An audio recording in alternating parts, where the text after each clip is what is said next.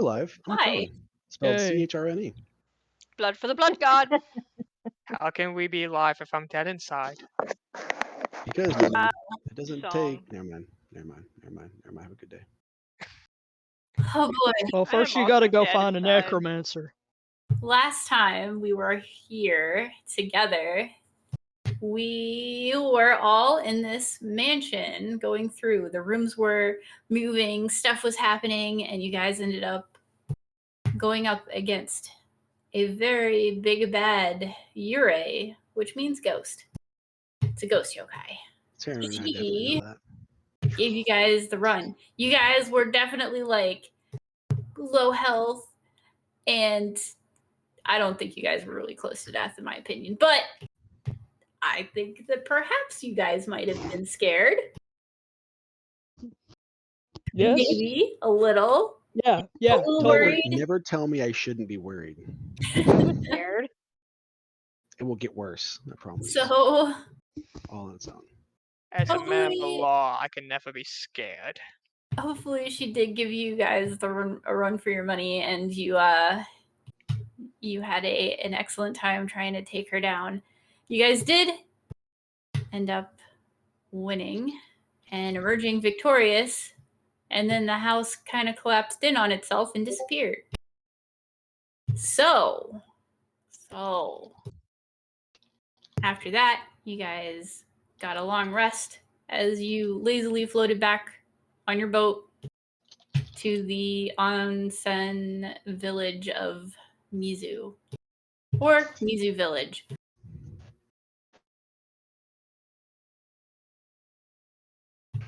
Having rescued Bunta and his cheeky Kyuteru. Yes. So his homie is a Shikigami.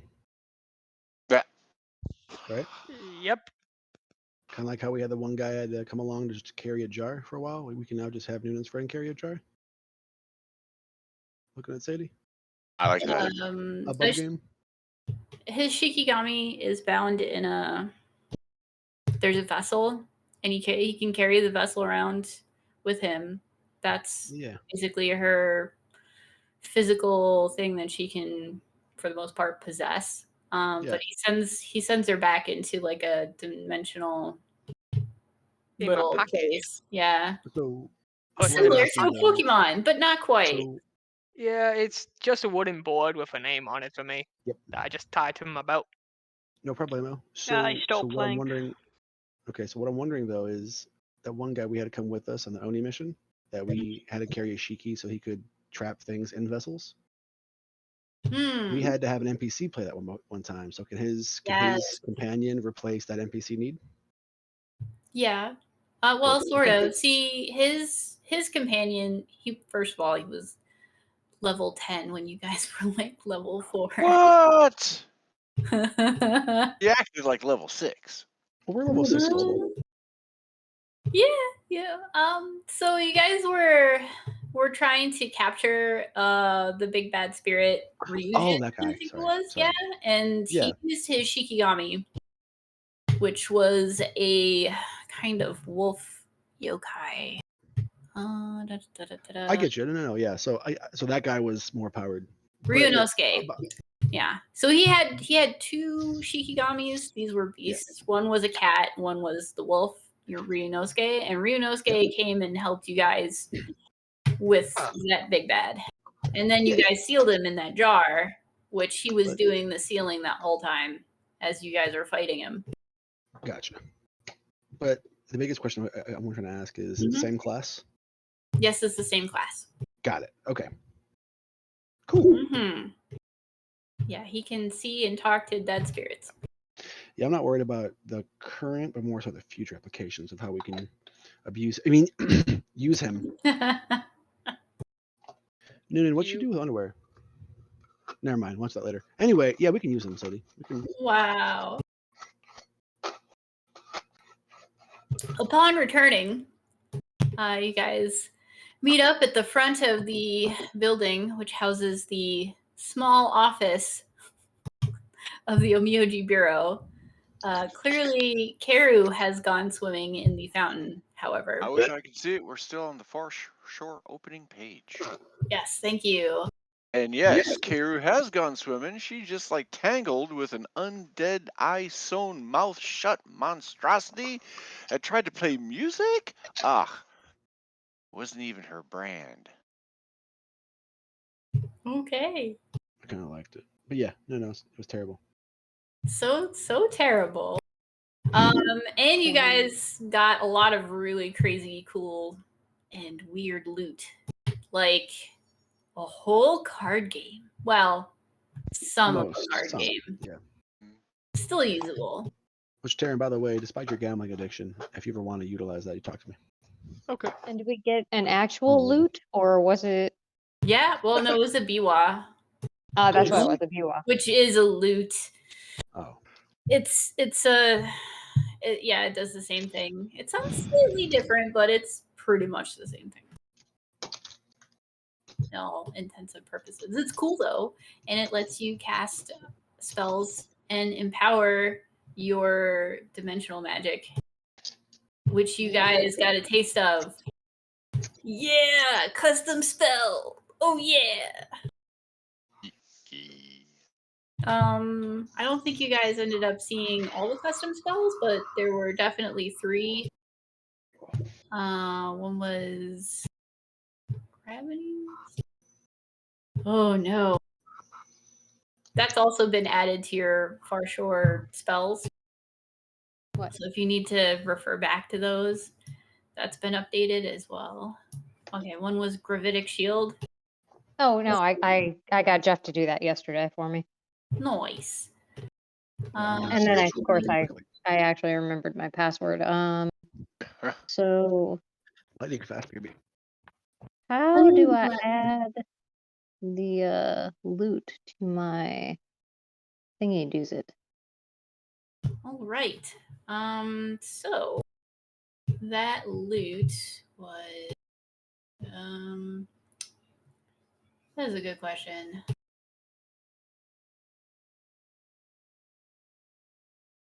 It's going to be on your first page. Under spells and attacks and spells? Yes, you're gonna add a new thing. Okay. Where is it? Oh yeah, here we go. Biwa of the Dying Star. Alrighty. So your biwa isn't a weapon; it's a wand/instrument. So you actually don't add it to that. Oh, okay, shit. All right. Okay. If it was a weapon and you used it like to hit people with, that would be one thing. Okie dokie. It should be. I would probably add it if it were me. Come on, roll 20. You've been sitting there doing your little dice roll forever. That happened to me the other day. I had to go out, come back in. Yeah. Okay, so under like Bell of Silence or Inspiration or Disguise Kit and all that stuff, on the right side you have like Spider's Web and Dexter Spider and all that stuff. Yeah, I would put it there. Under the Dexter Spider stuff? Yeah, anywhere there. And then you can put the thing for the biwa. Okay, dokie. I will copy and paste that for you so you don't have to. Please and thank you. Copy. You do have to attune to it. It is an attunable item. So now you have the last time that we don't need to. Hmm? I just needed it inspected. Ooh. No, this one, the biwa of the Dying Star required attunement. Weird. Yeah, unique. There is no known trade-in value. It's considered a wand/instrument. 1.5 pounds and yes, under attunement. It's the necklace, I think that wasn't.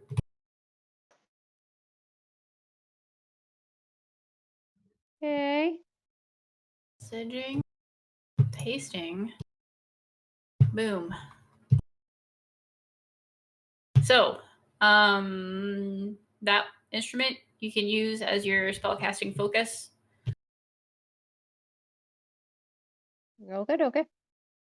And it allows you to cast Gravity Orb once a day and Gravitic Shield twice a day without using spell slots. And if you cast Gravity Orb, it will empower that, allowing you to cast it one spell slot higher. But that's only if you're using your own spell slots for it. Okay. Very powerful. Yes. Yes, indeed. I don't know why your character sheet is... It takes me forever to bring it up. Weird. Oh, dude, my character sheet's all fucked out. Oh, no.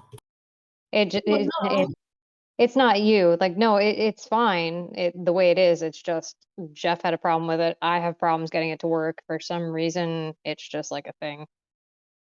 All right. Well, I'll see if I can't figure out what the heck's going on another time. Okay. I want a bee wall that when you play it, bees come out of it and it makes people go, what? Wah. Wah. Oh, no. Okay, so you guys are now back in Music Village, having rescued Bunta and Ishiki. What do you do now? Get out of the pool. Seems like a good start. I'm gonna go knock on our office door. All right. Mr. Waru-san, I'm back. Found out what was making the noise. You hear snoring. Oh. I'm just gonna open the door. You open the door and you see the old man propped up in his chair with his feet on the desk, and he's just passed out snoring. You can see a little soju bottle on the desk on top of a mountain of papers that he has not addressed, which includes a letter from the bureau from Kitashima City. He is out cold. At least you think he is. You haven't attempted to wake him up, right? So, yeah. No, I know how my boss works. I'm gonna let out a sigh and get started on the paperwork, including the letter. All right. The rest of you do anything? I'd like to read that letter. Yeah. Oh, okay. So you open the letter. The letter has a little bit more information about the reason that you're even over here in this other side of the country, or the continent. Sorry. Yeah, we were supposed to be looking for that lady's missing brother. Yes. So we just got distracted by the lack of Instead, you found a missing Bunta. Missing Bunta. The missing puppy dog, though. The letter reads as follows. Dear stalwart team who has taken on the most difficult and harrowing of quests, I implore you, please, give it your utmost. My brother is still missing, but I know that we have more information now. And it goes on to say that his retainers have reported that they have still not yet found him, which is why I know they're still missing, and that they are trying to hide his absence because apparently there's a new rule that was just passed that if you are missing or fail to do your services or carry out your services within 3 nights' time, which isn't necessarily a long time, you forfeit your position and will be replaced. So the retainers have been hiding his absence. by saying that he has been touring the villages that he represents for consensus reasons. So he's doing his job-ish.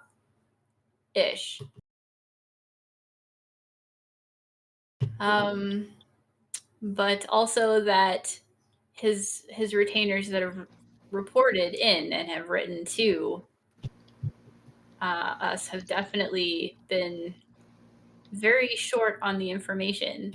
So I suspect that there's more happening than we know. Sorry, this is all that we can give you at this point. And it's signed Magistrate.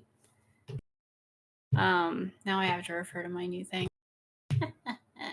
Magistrate Yasunori and Noriko Mitsuhashi. Okay. Conspiracy theory. They got rid of him and passed the law so they could take over his position.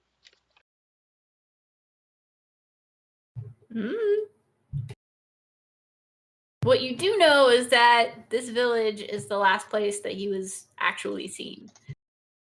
When he left the village, you don't know what happened after that. You have no idea what was happening. He was supposed to be going to the King's Council meeting in, the capital, but he clearly never arrived.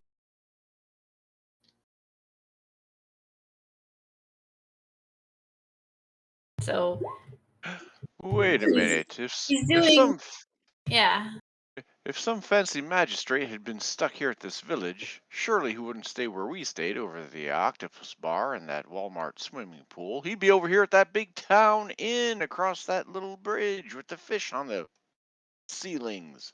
Yeah. What? That sounds like a pretty fancy place.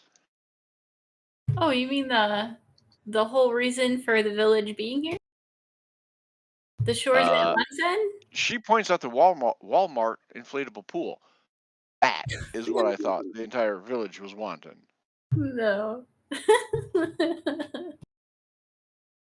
Meanwhile, Daniel is wondering at the fact that there is a Walmart here. You've just destroyed my suspension of disbelief.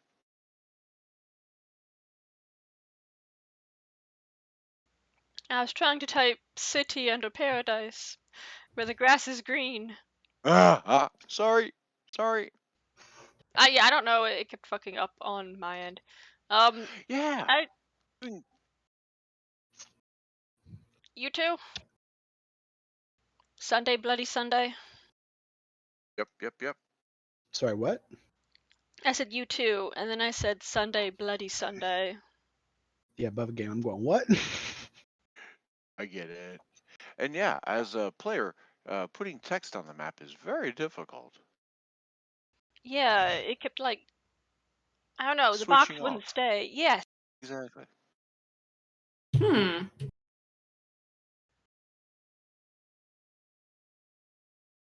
It has happened in my other games also. The as player. Occult store. Oh, are you going to the occult store? Yeah. I don't think we ever finished up in there. Because then we had the guest character. I'm like, whoop, we gotta go find the puppy now. Yep. And we did. You guys were very gung-ho. You were like, that poor puppy is lost. We have to go now. And you guys ran there. Crone Pets Mittens. Doesn't care she's human. Thing. Well, she's still got the little cat ears. She's sitting there and she plays with a tuft of your hair like it's one of those little cat toys. And then she runs around on your shoulder and then smacks your head and then hides. And that wasn't character. Mm-hmm. That ground was a character. You gotta admit, though, that is a very cat thing to do. I mean, it's why he's not mad. Like, he wants to be mad, but he's like, all right, fine. I mean, you're being smacked by pretty much kitty soft paws over there. It's not gonna hurt. Yeah, I can't. Yeah, it's at most a nuisance.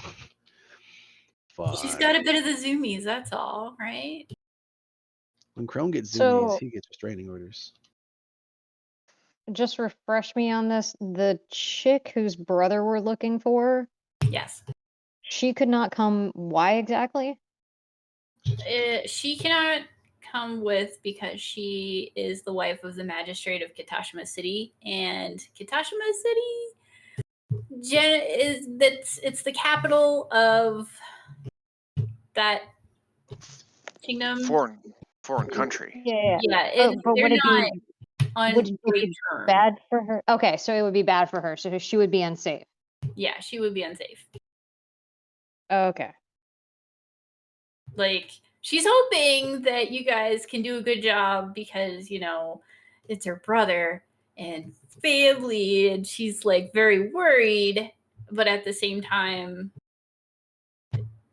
she also is kind of hoping that this will make relations better so she can perhaps visit her brother. Okay. Like, reveal that she helped everything from afar by hiring you guys. Gotcha. Which she intends to pay handsomely. Well, her and the magistrate. They're both very hopeful that you guys won't, set fire to a village or something. Oh, they don't know us. I mean, of course. Mm-hmm. We're okay. Everything's fine. Go wrong. All their hopes and dreams are in your hands. That's fucking dumb. I mean, lovely idea. Can't wait. Yeah. Well, you proved your worth when you guys found and caught and brought to justice to Sai, who, was doing horrible things. Yeah. So meanwhile, as you guys are discussing this, and maybe, I don't know, reviewing the file or who knows what, Vance has gone back into the occult shop. I'm proud of her. Yeah. Does anyone else follow? Yep, yeah, absolutely. Ours is there. Yep. Oh. I'm gonna do some paperwork. As you guys go the opposite She's upside direction. down. Oh goodness, she's upside down.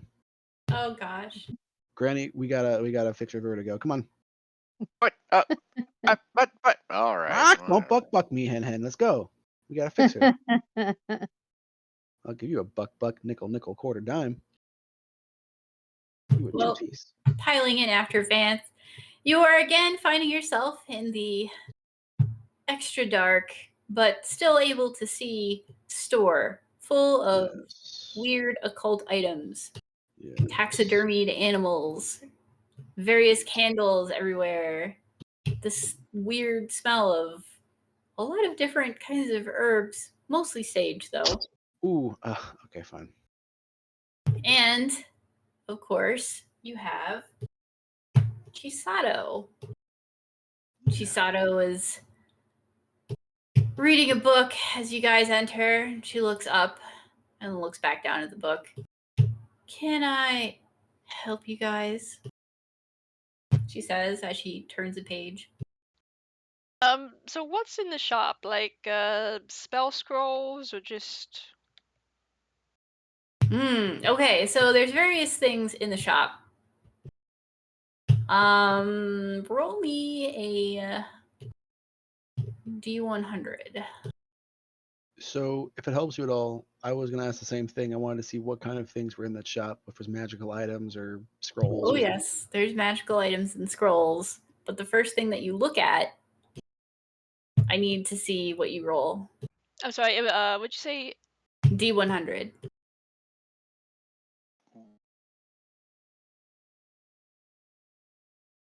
$70. Oh. That's a lucky roll. That's a very good roll. So, the first thing you eye is a very weird-looking chest with old, strange runes carved into it. Looks kind of wooden. As you get your face closer, it automatically opens. And two eyes look at you from inside. And then it closes abruptly with a snap. And next to it, you see a couple of spell scrolls. The writing on it looks extra creepy, as the ink was allowed to sort of drip a bit, making the letters elongated and, normally scary kind of thing. Ooh, is it a necromancy scroll? Maybe. I mean, I'll pick it up and look at it. Oh, as you reach out your hand to pick it up, Chisada goes, "Oh, don't touch it. Don't touch it. It can bite." Ooh, touch it. Oh, wait, hang on. Let me see. I got a bunch of stuff on me. I will take this crowbar that I have for some reason and just slightly poke it. Hey, don't be rude. Oh. As you take your crowbar and go to poke, what are you poking, the scroll or the chest? The scroll. As you go to poke the scroll, the chest suddenly turns and snaps at your crowbar.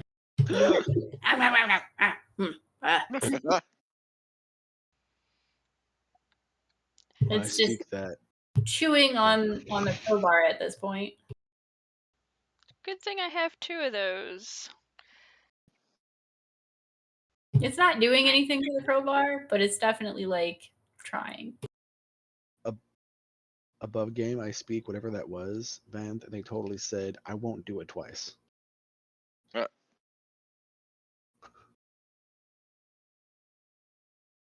Oh, really?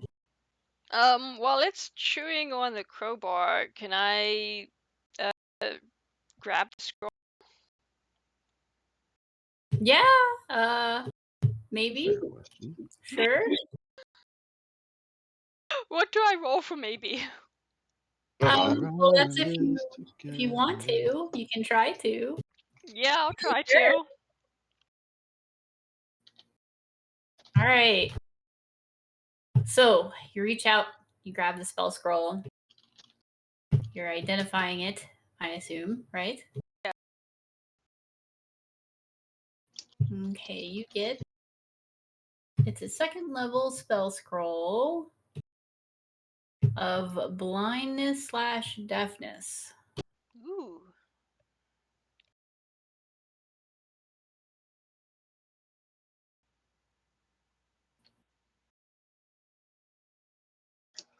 Which I think my pricing notes. No, where did you go? It's been a hot minute since I've priced things. Better than a cold hour. Yeah. Pocket is free. I'm kidding.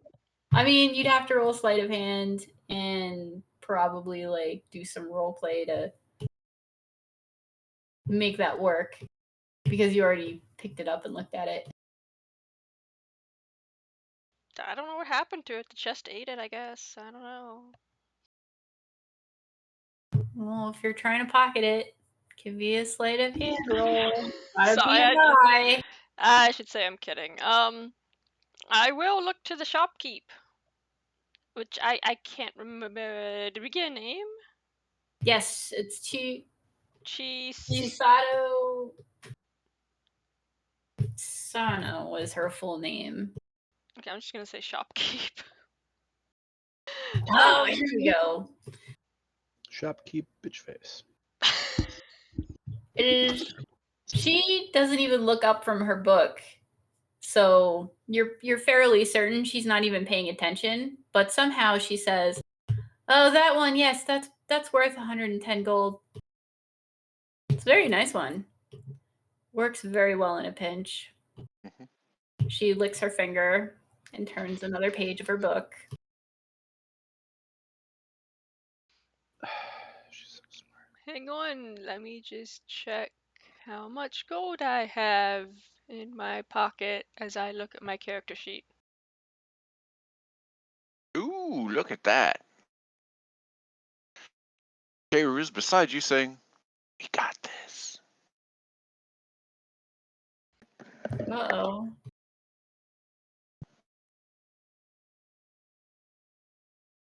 Not even looking up.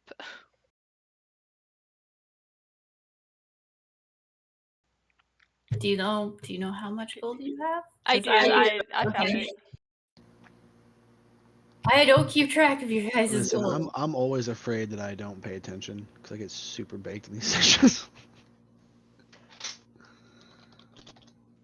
Which is why I try to give you good cheat sheets. I support your life choices. Yeah, I could not do that. I do not support your life choices. I got tons of gold. I think it's from stripping.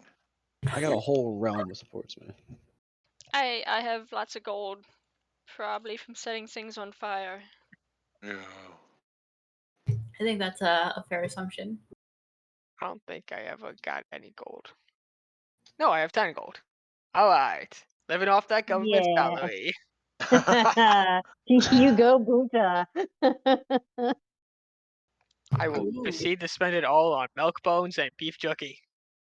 Yum. Milk bones and beef jerky is a pretty fair. Yeah, that works. Anyway, I'll look around the shop some more. Is there anything else of note? Oh yeah. So there is a raven's head necklace. It's a literal raven head on hollowed out bones, like they're bone beads, but they're like long. So it's a string that's pulled through a bunch of those and tied off at the end with some shiny feathers. There's you don't think that's magical, but it looks kind of cool. Kind of morbid though. And then you have a bunch of jars full of various things which are actual reagents, but they're also kind of creepy and unsightly. Like there's a bunch of things. Let's see. There's a jar with owl feathers, but it's not just owl feathers. It's got like the talon and bits of bone and stuff in there as well. There's let's see. There's a couple of rings, but they're very large and they have onyx in them. So they're onyx or amethyst. The stone is just overly sized, so it's going to be quite large on one's finger. It's not a dainty ring at all. Good, because I am not a dainty lady. And then you have some quartz crystals and various other things at the front counter, which is right in front of her, underneath a pane of glass. You can see that it's more stuff that can be used for spells, but they're basically like gemstones. Loose.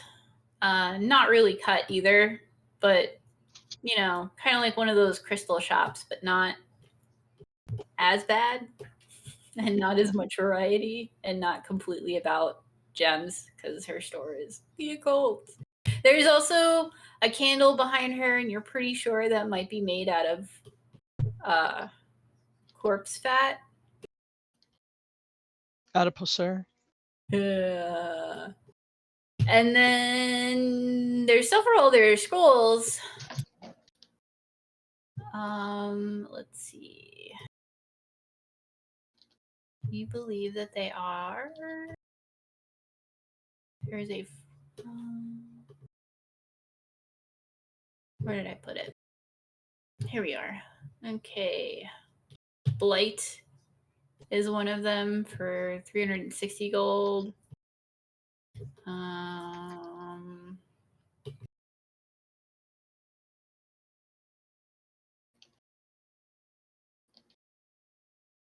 Another 360 gold one is Somewhere around here. Yes. Wall of fire.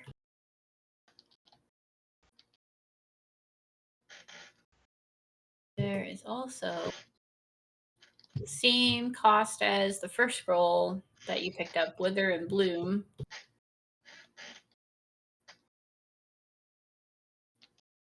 You sense that there's like a bit of a trend with the spell scrolls being kind of spooky-ish.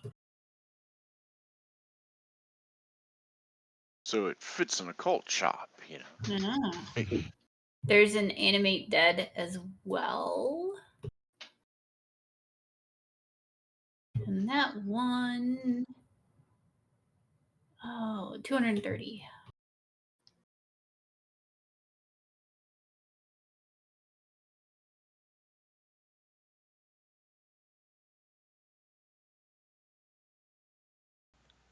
So, yeah. I'm gonna look at the Raven's Head necklace and then look to Crow. Crow looks at you. Yeah. And then I look back to the necklace. Crow gives you this look of really, really. I'm a Are you wanting to steal this? Yeah. Is that what's going on? Above game? Reaction to it. Oh. His face says, really, and he seems a little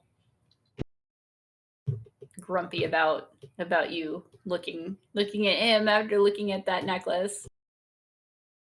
If you keep insisting, he'll verbally respond, though. Hey, look, scrolls. Hero goes over to the scrolls. Karu, you see the same kind of scrolls. Creepy. She picks up the crate undead. These guys ain't gonna be fed very well. Puts that one down. Dusts off her hands. Looks at Vanth. Says, Kaulunt. What are we looking for? Anything good? Ain't gonna find it here, she says, giving the side eye to the reading storekeeper. I mean, yeah, look at this one scroll. See how the ink is all dribbled down it? I mean, who knows if this even works? And she's gonna say that loud enough for the shopkeep to hear that. The shopkeep does not actually respond, but you can see the vein in her forehead get slightly bigger.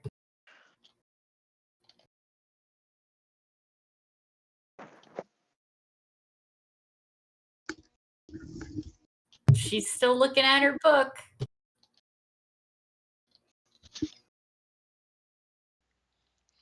Okay, I'll go up. Mm-hmm. Excuse me, I had a peanut cough. Oh, do not. Don't That's joke. way better than, yeah. Okay, I've pushed a talk one, so no one could hear me coughing. I'm glad you're okay. Yeah, don't choke and die there. I'm slowly dying. Aren't we all? Yeah. I was gonna say it. Time marches on. Where does time go? Right out the window. Keeps on ticking. Something. I don't know. That part rhymed at least. Yeah. So I'll present the scrolls. You want to buy all the scrolls? Which scrolls? I picked up blindness, deafness, and wall of fire. Alrighty. And I will attempt to get her attention from the book. Just be like, excuse me. Yes, so you want to purchase those two scrolls, the level 2 and the level 3, she says, as her attention is still kind of in the book. Well, I was thinking about it. Mm-hmm. This one here, it seems a bit messy. She looks over the book. The book drops down slightly, and she goes, "You do know that I run an occult shop, and I have to keep appearances up, correct?" I definitely know that the way that it's written, it still works perfectly fine. But this way it looks a little more intimidating than your average scroll. Sometimes that's important to people. She arches a brow, looks at you, and waits for you to respond. I think what is more important is that it functions correctly. Well, you have my occult store guarantee.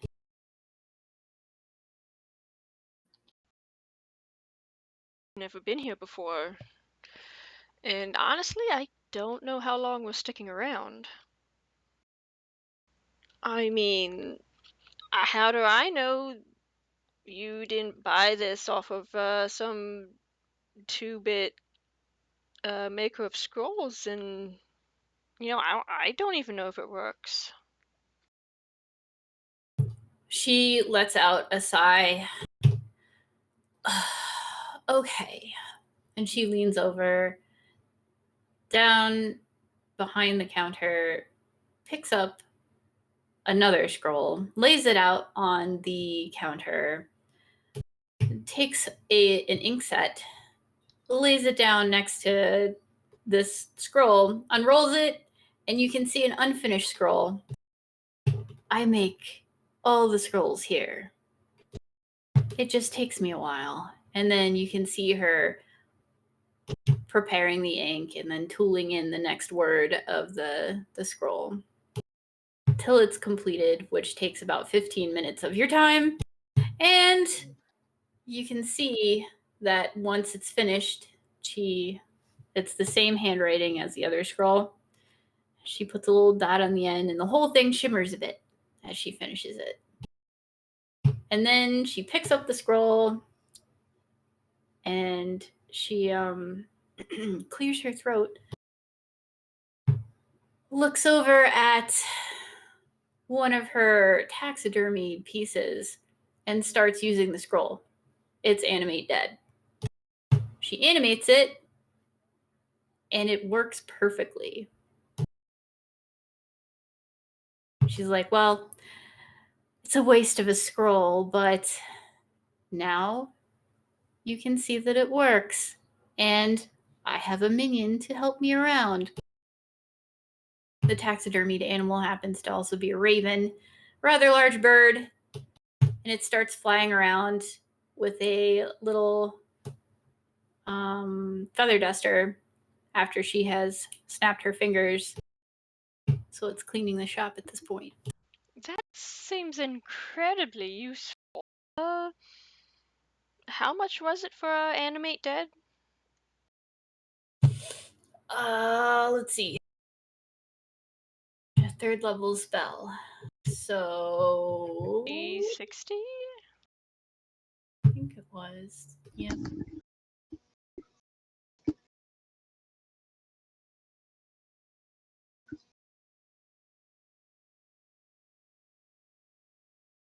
I lost my page again.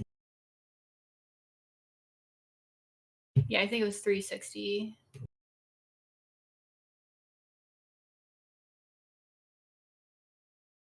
No, it's less than. It's the 200 number.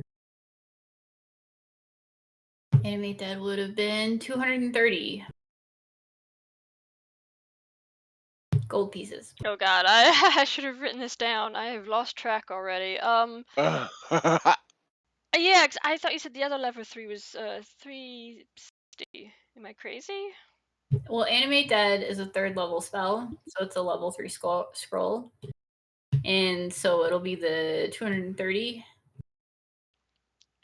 Okay, and I also picked up a Wall of Fire. Okay, Wall of Fire was, I think, a 4th level. Oh, okay. That one was the 360. Yeah. Yeah.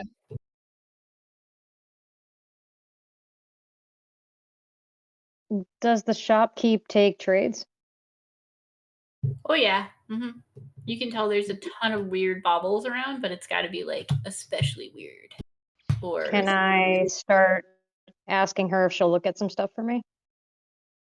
Yeah. Okay. I'm gonna lay this all out on the counter clumsily and drunkenly, like full on, just like a hobo emptying their pockets. But a really pretty geisha doing it.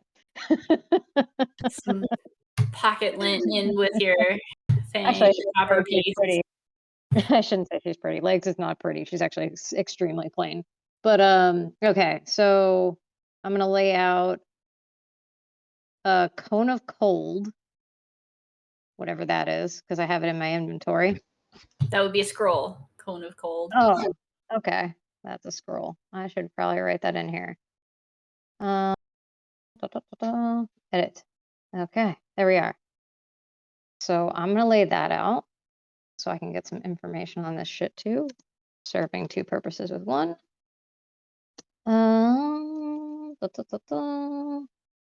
Okay. Then I'm gonna lay out a Moku Moku Renai. She's gonna look at that for sure. Okay. I'm going to lay out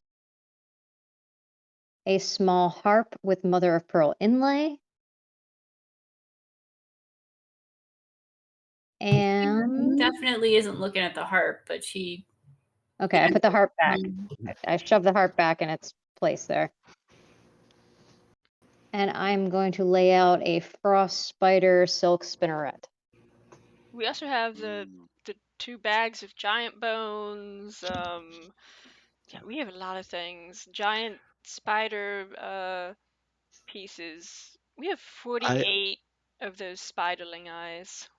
I also have, from that one site where I went and dug in the ground with that big skeleton, I have a giant fossilized yokai fish tooth. Oh yeah.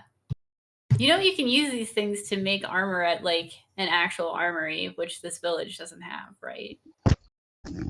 That would have been useful before we came on the trip. I'm gonna turn it into a spear. Never mind, I'm keeping that crap. Oh man. Right. I'm gonna ask her what she wants for the or what the cone of cold scroll spell does exactly again, because I don't remember. All right. So she picks up the scroll and she's like, rather plain looking compared to mine, but it is rather powerful. And she clears her throat as she gets ready to tell you. She's all propping herself up. Like, all right, so this little doozy here is a level 5 scroll. Like it's big, it's nice, and it's cold. Real cold. And it does. Oh, yes. It does cold things. As in, like, pretty much this entire shop, which the shop's almost like 60 foot long, fills it with ice and cold, and does damage. A lot of damage. Colder than that one over there. And she points at Daniel. Daniel waves.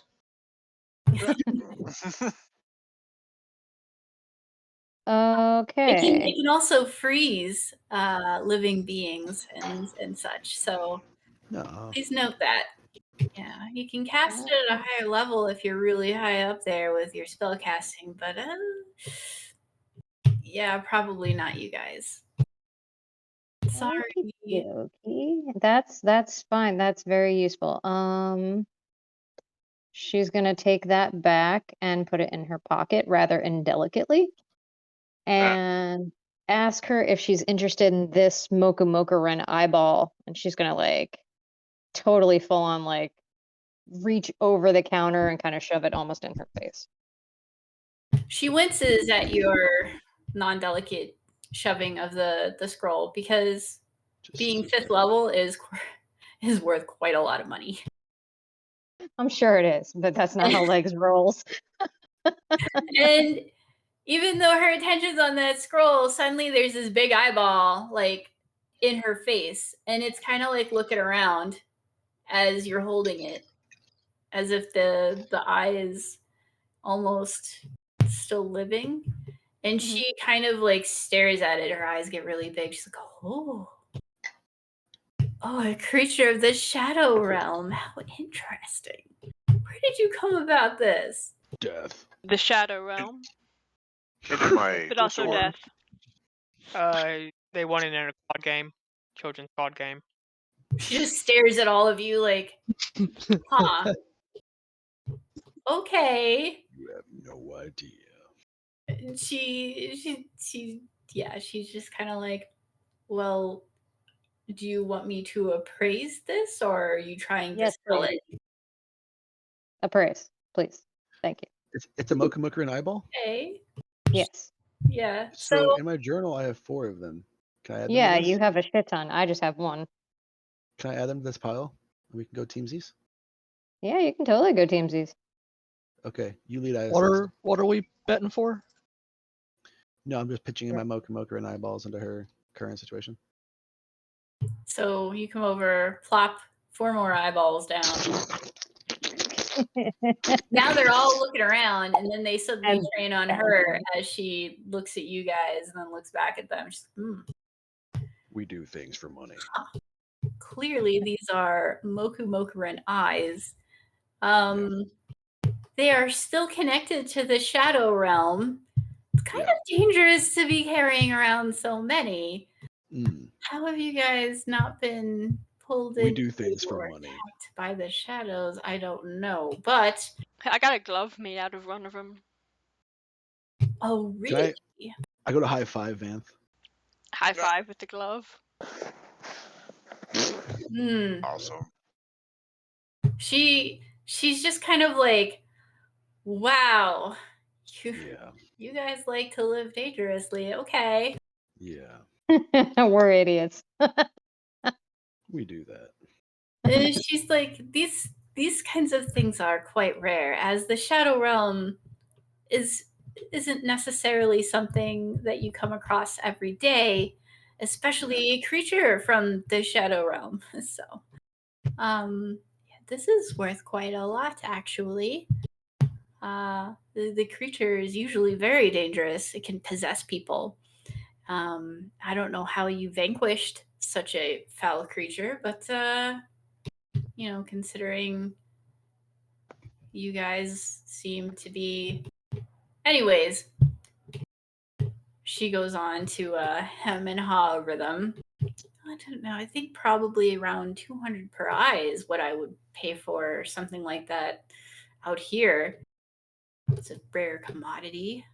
Such great items can be made from it. Clearly, you guys should know that since you've already made an item from it. Yeah? Yes. I also have these, and she's going to fish around and pull out 18 thorns of vampire tree. Holy crap. And toss those I on have the some of those. I'm not trying to upsell. The same thing. We'll bow them up. I got 21. Alrighty. She looks at those and she's like, you guys have really gotten around some interesting creatures. We do things for money. And clearly, she picks up the thorns and she's like, these are actually one of the things you might see being farmed over in the heart of the far shore, because they are, well, back when the heart was still functioning more as a country and less of a war zone. However, these are used in lots of medical kits and practices because, they're hollow for drawing blood and various other things. It's very good for that. Yeah. They can be used to make some magic items, but it's not a whole lot that we usually use to make. Like, you would need a lot more, and probably part of the bark of the tree. I have some phylum. Oh, okay. Well, somebody knows their stuff. And she reaches out her hand to see the phylum. Yeah, I'll hold it up. And she looks at it, head going back and forth. Yeah. Okay. Yes, this is definitely Jubako. So, with that, you could probably make something like vampiric bracers or something like that. I can't do that here in this shop. That's a little beyond my level, but maybe at the Dragon King's little area, I think he has some really amazing artisans, but yeah. So you're not interested in the thorns? Oh, not really. That Okay. part's not my bag. They're cool. If I had a mini bonsai Jubako, I would be so happy, but this is dead. Okay.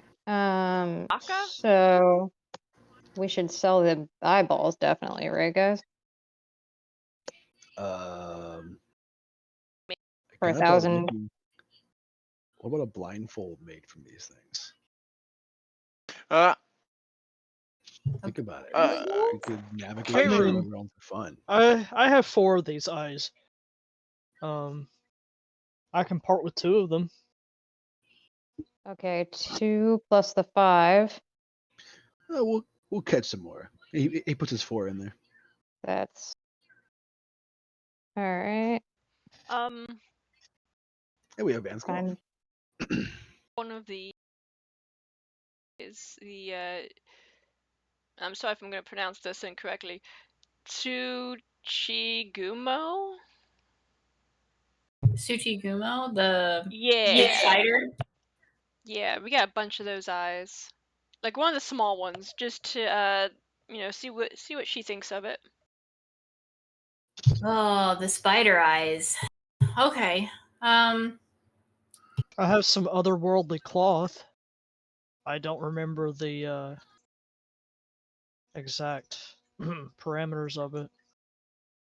You don't remember where you got it? I don't. I have a lot of things. I have this Pearl of Power. I have a tea set. I have a Dokuro finger bone. I have a stick with gibberish on it. I've got this wall scroll that's a +1 room. I have a hand mirror. I have this jade comb, which I probably shouldn't be carrying around. I'm probably being haunted. And I got those third eye spectacles. I've got a jar of dirt. A jar of dirt. Yeah. Wait, where'd you get the Pearl of Power? I don't remember. That's a good thing to have. Yeah, I have with one this too. Pearl of Power. While this pearl is on your I could just post that. Yeah, I have one too, actually. But I had mine made. So Daniel, you might have had that made. Yeah, I have this Hagoromo, which is like this flowy scarf thing that sits on my shoulders here. I've got an Oni I got horn. that for you. So yeah, you did. I love it, but I'm not selling it. Crone looks to Mittens and goes, "We gotta take more stuff." I have this book called Frankenstein. I don't know if you'd like this. It's from the mundane world. Oh, her eyes get real big at that one. Oh yeah, it's a really good story. It's about a reanimated corpse. It's also called The Modern Prometheus. She's like grabby handing at it right now. She's like, how much do you want for that? How much will you give me? And I pull it out of reach. Crone invokes lawyer powers. She shrinks back behind the counter. She's like, how much is it worth? That's a great question. It's probably worth about $19. What's $19? That's another. That's a lot of money. Great question. It's a lot of money.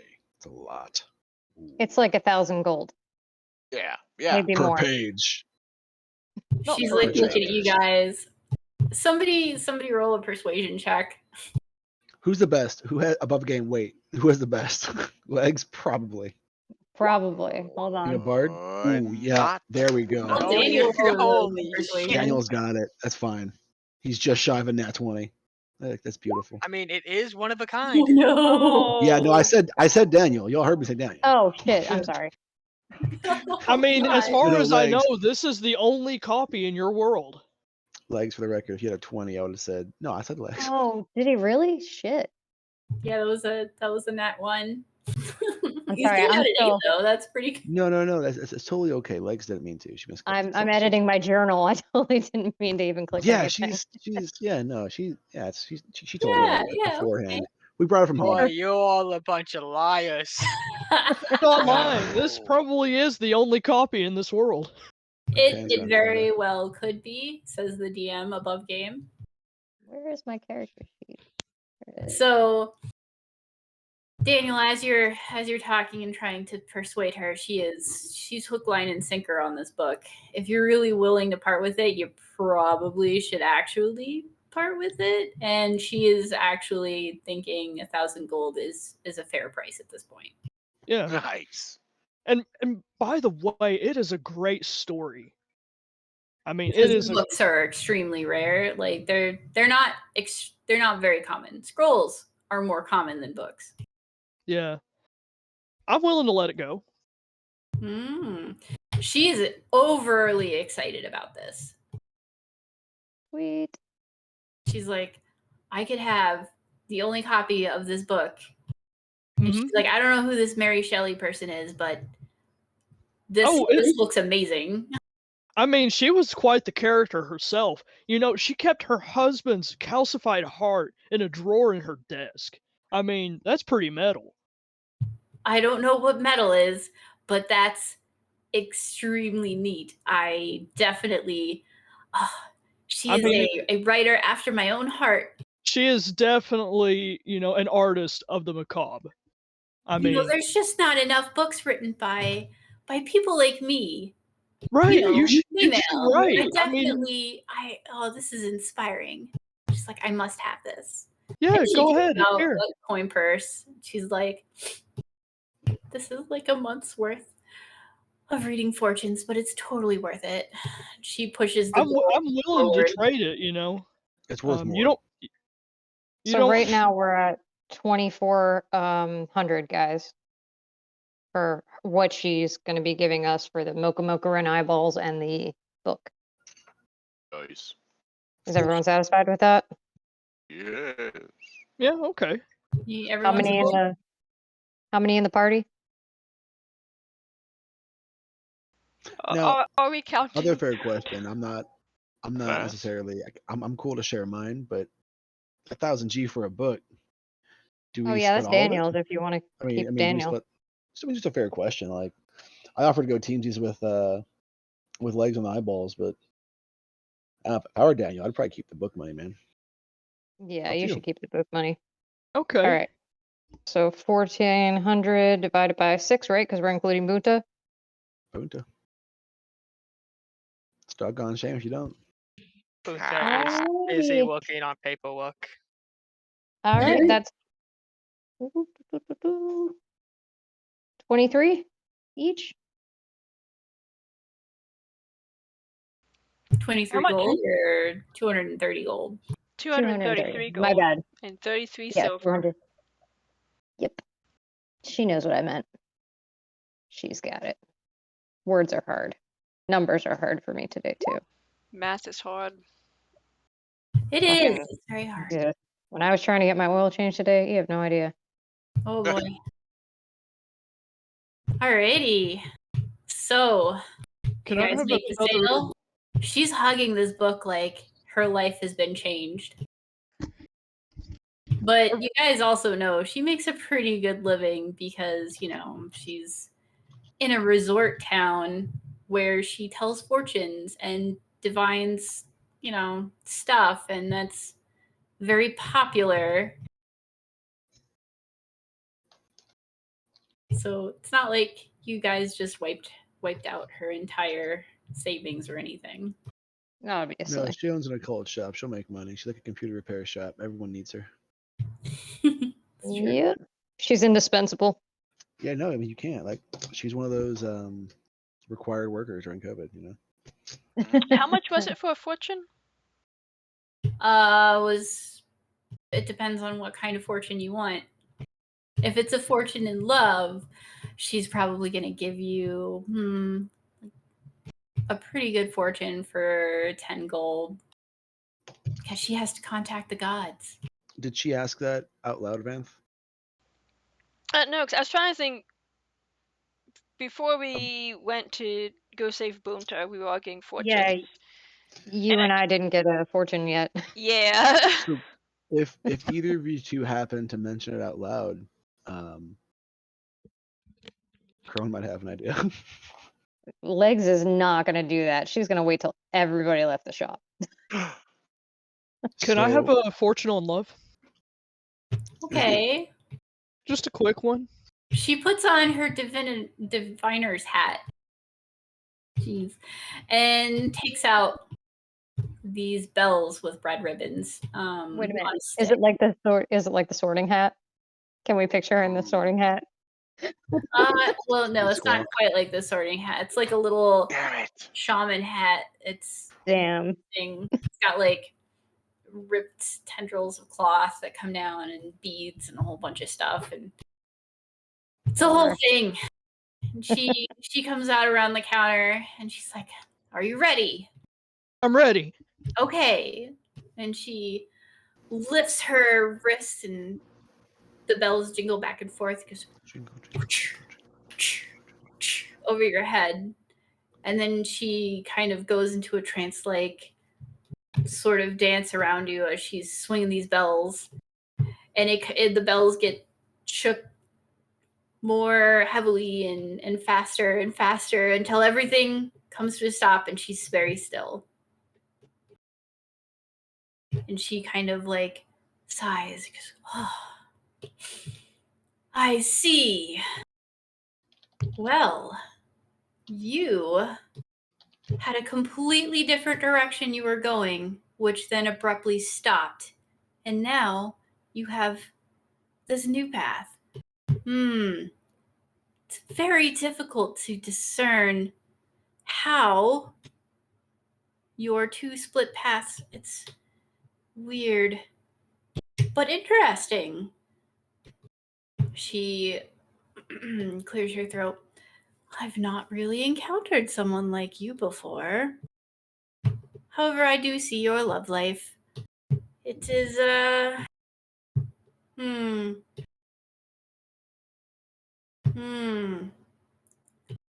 don't know if you want to know." Damn. How much do you want to know? Just let me have it. Okay. Just let me have it. Yeah, that's good. The love life that you have now isn't going to last. Something terrible is going to happen. And depending on your choices, that will determine whether or not the person you love will live.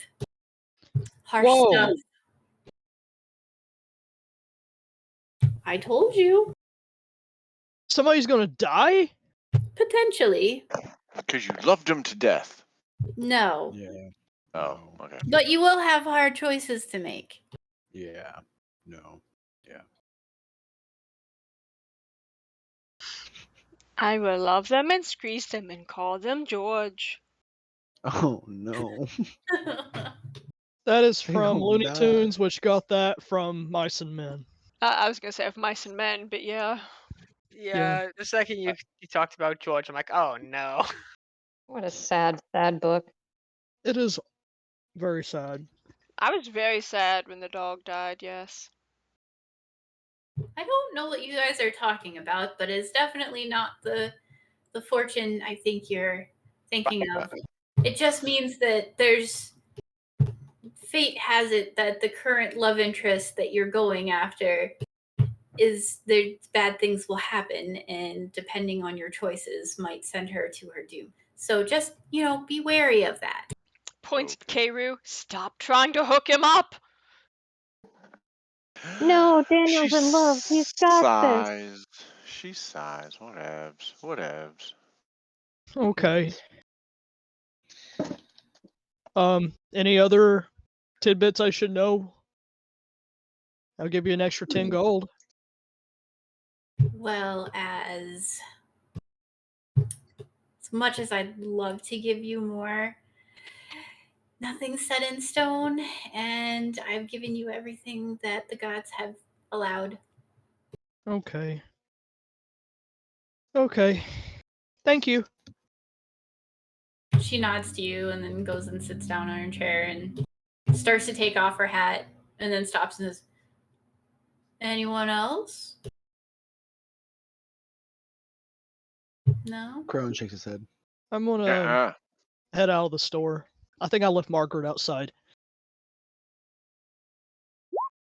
I want to imagine he goes outside and Bunta has Margaret in his mouth, just shaking. No, bad. Squeaky toy. Put her down. No, plot twist. Margaret's moaning. No! Oh. I just ruined everything for a lot of people. No kidding. Gosh. Yeah. That is Bunta kicks down the door. I heard a squeaky toy. Sorry, Live. No, I'm not. I was gonna say, no, you're not. No, I'm not. Don't lie. Goodness. Crone. All right. Legs is gonna be dragging her feet to the end of the shop here. You wanna get in there, Kyle? I'm gonna look at Legs, and then look at the fortune teller, and then look at Legs. Shit.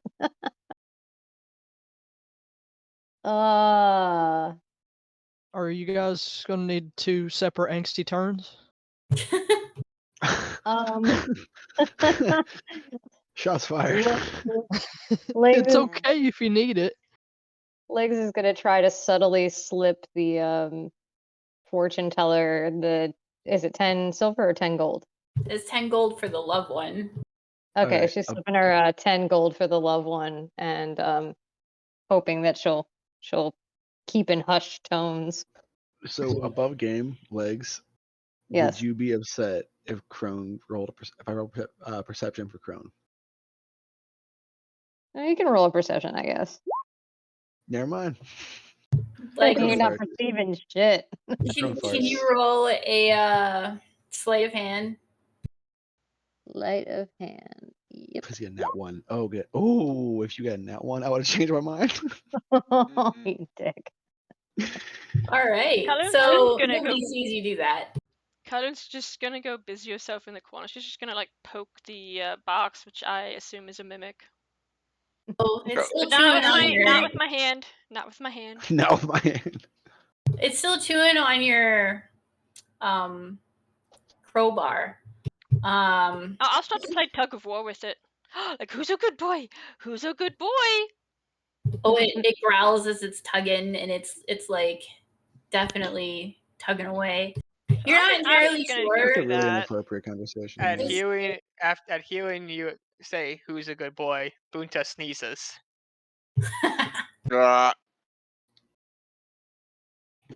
You get the feeling that this is either a tanuki that is kind of looking like a little treasure box, or it could be a legitimate treasure box that is one of those item yokai where you can have these things that become sentient over time if they're loved enough. Like clipboards? Yes, like the clipboards. No one loves them. Hey, okay. Saito loves them. Well, that is true. Yes. He collects them. He herds them like a little sheep herder. Mm. So, going back to Legs, she gets the idea that you want it to be kind of a silent thing. So she pulls you behind the counter and takes you into the back room where she slides the curtain. The people in the other room can barely hear the bells going off as she does this little dance around you. Okay. The bells are... She takes this... It's like a... Quick, Gibby. It's like a stick with many little bells coming off of it and red ribbons that fly underneath it.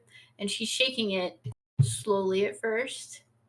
Shing, shing, and then faster. Shing, shing, shing, shing, shing, shing. And then she stops. She's like, I see. You have had a very rough time. You are going to run into someone that reminds you of your past. This could potentially harm your future. Be careful. Be careful. Because if you go too far into your past, you will ruin your chances for a true love match. It's very lucky, though. Not many people get a good match like this. I'm so confused. Legs' face is so red.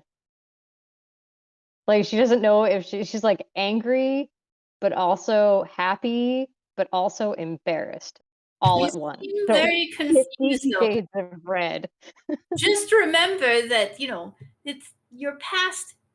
Your past does not necessarily need to haunt you, but you are definitely going to run into your past soon. You will have to face it, whatever it is. It's your past, though, for sure. Did you have a spider boyfriend? Yeah. She can't have a spider boyfriend. She would have eaten him already. Legs is gonna squeak out a thank you and then leave the little back room with that like whole giant teardrop from her face and her eye twitching. Oh. All right. So That's good for her. go.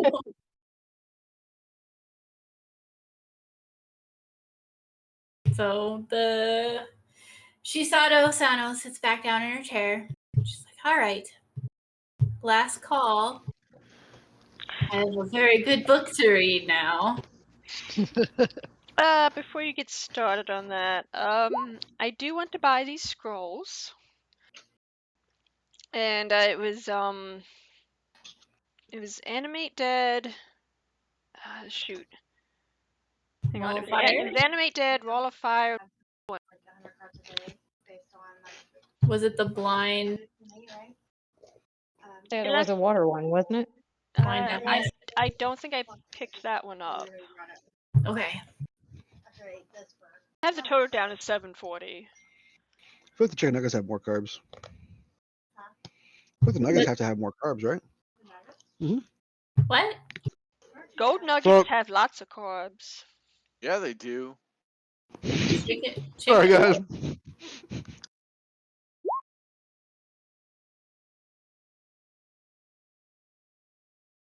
I am so confused right now. But yeah, no, sorry, carbs was side competition. I'm sorry.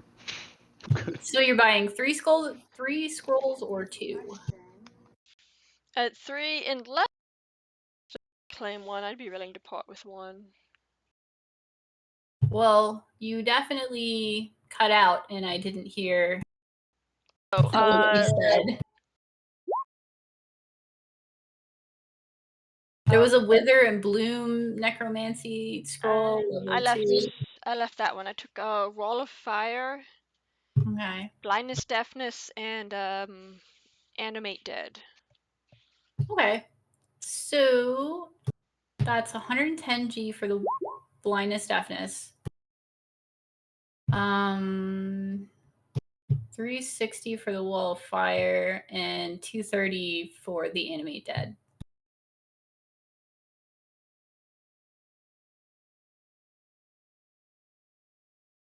Oh, I fucked up somehow. I'll still say nice things about you. It's okay. What? You fucked up. I'll still say nice things about you. It's okay. Oh, well, anyway, it's 700 then. Right? Right. Yes, right.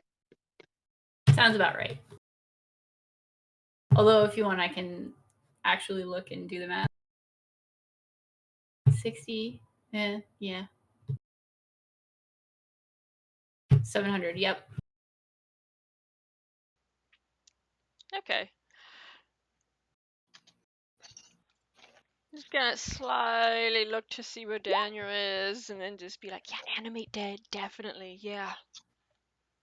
I don't care if you bring back the dead. I don't think Izanami would like that. I care about the souls, not the dead. Okay, cool. Both. Never mind. I mean, you bring back a zombie, it's not going to have the soul in it, right? Yeah, that's how that works. Sure. Anyway. Unless someone wants to tell me something. I don't care what he rolls. Inside is failed. All right. And just look around the shop and say, so what kind of fortunes do you do besides love? There's love. There's your fortune, as in fortunes. Will you make a fortune? Will you end up a bum on the street? That kind of fortune. And then there is the fortune of health. So, yes, I call it the 3. The other ones aren't as expensive as love, because everyone usually wants to know love, but it's the one thing that's very hard to divine. Chrome raises his hand after Van's done.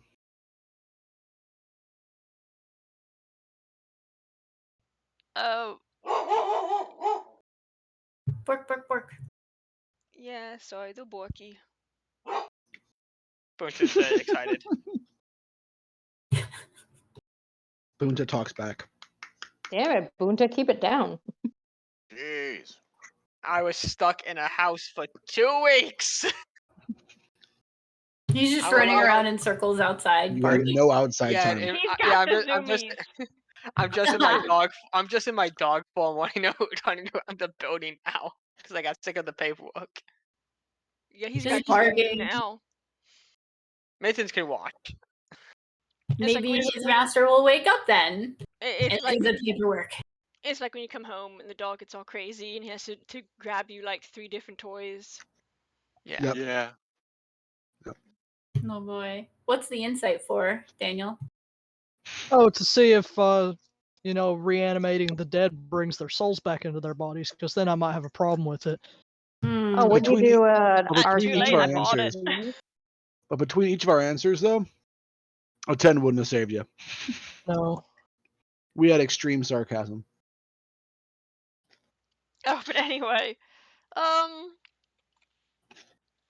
let's hang on. Let's roll the dice. I bet you won't buy everything she has at one time. Spell says a foul mimicry of life, so I don't think it's an actual soul. It mimics a soul. Then we're good. So what is she doing? You're rolling a fortune. Okay. She holds out her hand, flipping it over, having it in front of you. She then motions like, "Come on, give me your hand." Okay. Very gingerly give her my hand. Oh boy. She grabs your hand, pulls it closer to her. She goes, yes, okay. Yes. Ah, yes. That's not good. Oh, but that is good. And then she looks at you, looks back at your hand, looks at you. I see that you're going to make a great amount of riches. You are not going to be one of those lower denizens that just gets by. You make a great fortune. However, you spend it almost as soon as you get it. You must be wary of this, because money makes money. This is true. Yes. So, be careful with the money that you earn, because you will earn a lot. Zoom. But you may not keep it well.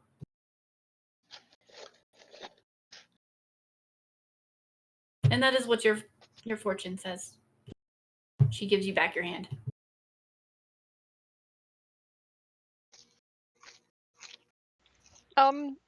So how much for that? That was just 5 gold. Okay, so I owe her like 705. Yes. Oh, I forgot to ask about the spiderling eye. Did she say anything about that? We got really distracted. She looks at your spiderling eyes and she's like, these could be used to make various potions and can augment items. It has the attribute of blind sense, or no, dark vision. I'm digging it. You have to buy the bag. Okay, and what about the I'm just gonna show her like one of the skulls and the giant bones.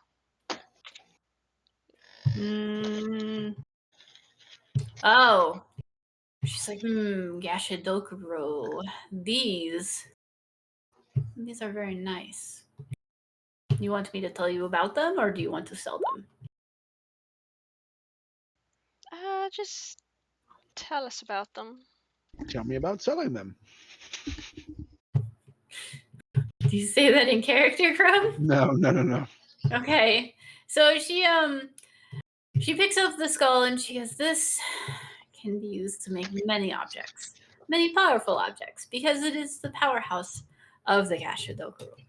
Clearly, this one is dead. However, it can still be very useful. Many people tend to use these things for a sight beyond sight or for creating familiars, very many different things. Uses are just pages long. So they're pretty sought after. But being as powerful as they are when they are not, double dead, then there's not many of them to go around. This is probably worth, at base value, around 500 gold. Damn. Looks at the skull. Looks at the animate dead scroll. Huh. Interesting. Whoa, hold on there. If you use that scroll for this skull, please note it will just be a floating skull that talks to you like it would have if it were alive. Like, that's probably not very useful. It can't do much. But if you have, say, a whole bunch of bones, then it can, create itself into some amalgam of stuff with limbs. Limbs are helpful. Just a talking skull, probably not. Crone leans over to Vanth and kind of whispers. I'm gonna say it out loud, but he whispers the fact that if the skull is the smart part, then any giant hulking pile of bones we have is gonna be yours. Yeah, we can make bone piles. We have lots of The bags of technology. bones. So you're like the bone Arby's. We have so We many have bones. the bones. Okay. So she kind of goes, all right. Well, that's up to you how you want to use the merchandise that you buy. I don't see anything that could go wrong with this. That's the DM laughing, sorry. Right. Okay. So she picks up the other bones that you put on the table and she's like, these. You can make bone meal and various other spell components from these. Or people. I say that's about, I want to say 4 pounds, maybe.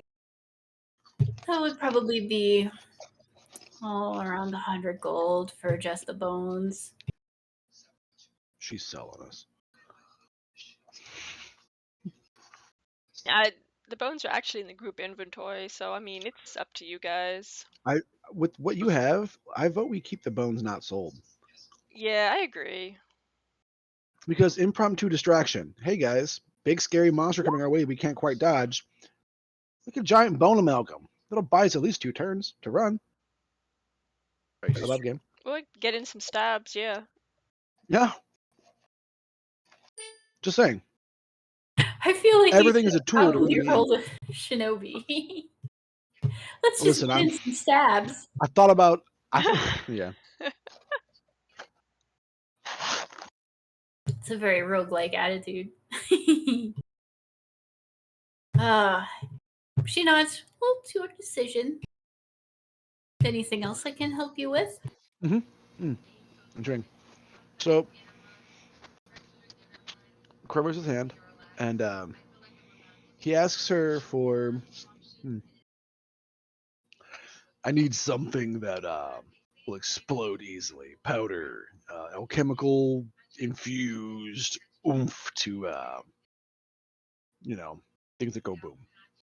Oh, well, I have this black powder this merchant was selling. It's very strange, but he told me we can make even bigger, better fireworks with it. I'm not really one for the fireworks, but I make big fireworks.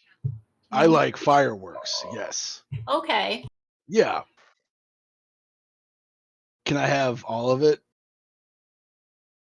She turns around, goes back into the back room, and comes back out with a tiny keg. With an opening on the top. It's made out of wood. It's like a wood barrel kind of thing. Yeah. Yeah. Yeah. She's like, this isn't really from around here. It's definitely from the south. It is. Yeah. Ooh, I can tell. Yeehaw. Plops it on the counter. Just like, in this form, it should be inert. Just don't keep it near fire. And she eyes you because you're a half owner. Really, don't keep it near fire. And she's like motioning to all of you. So Crone looks at her for a moment, and he looks a little kind of sad, kind of disappointed. He's being polite about it, but he's clearly looks a little, discouraged. This is great. Don't get me wrong, but this is just a mix of certain elements. I would love this. I was hoping for something a little more magical, something with a little more pep, maybe damaging, something I would fight a villain with, something kaboomy for villains.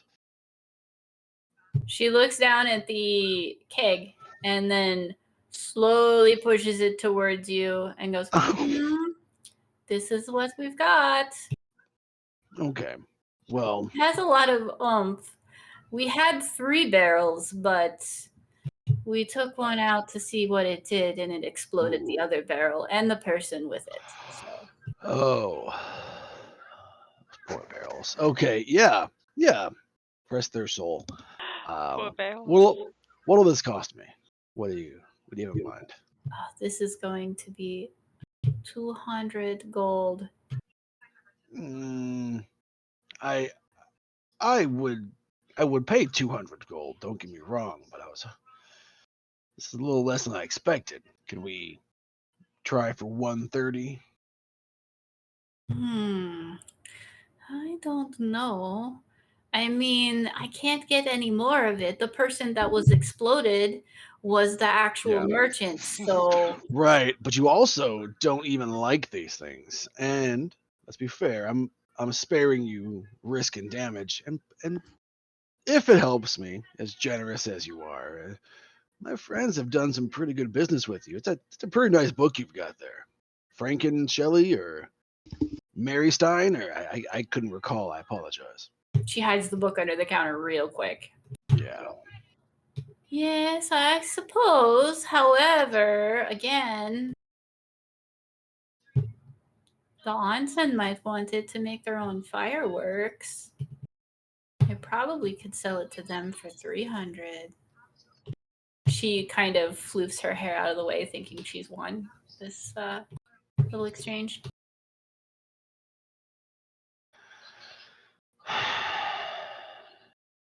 He. You should have some sort of comeback. Come on. I'm trying to be nice, though. I'm trying to be pleasant. A lot of things. Yeah, roll initiative. How about this? I laugh myself sick if she kicked your ass. How about this? I have got one part of a very rare journal held by a now double deceased haunting specter. Right here. This is part 1. This is the first. Now, I may happen to know where the rest of the parts are, but I have part 1. They're with your party. I'm not saying it out loud. Okay.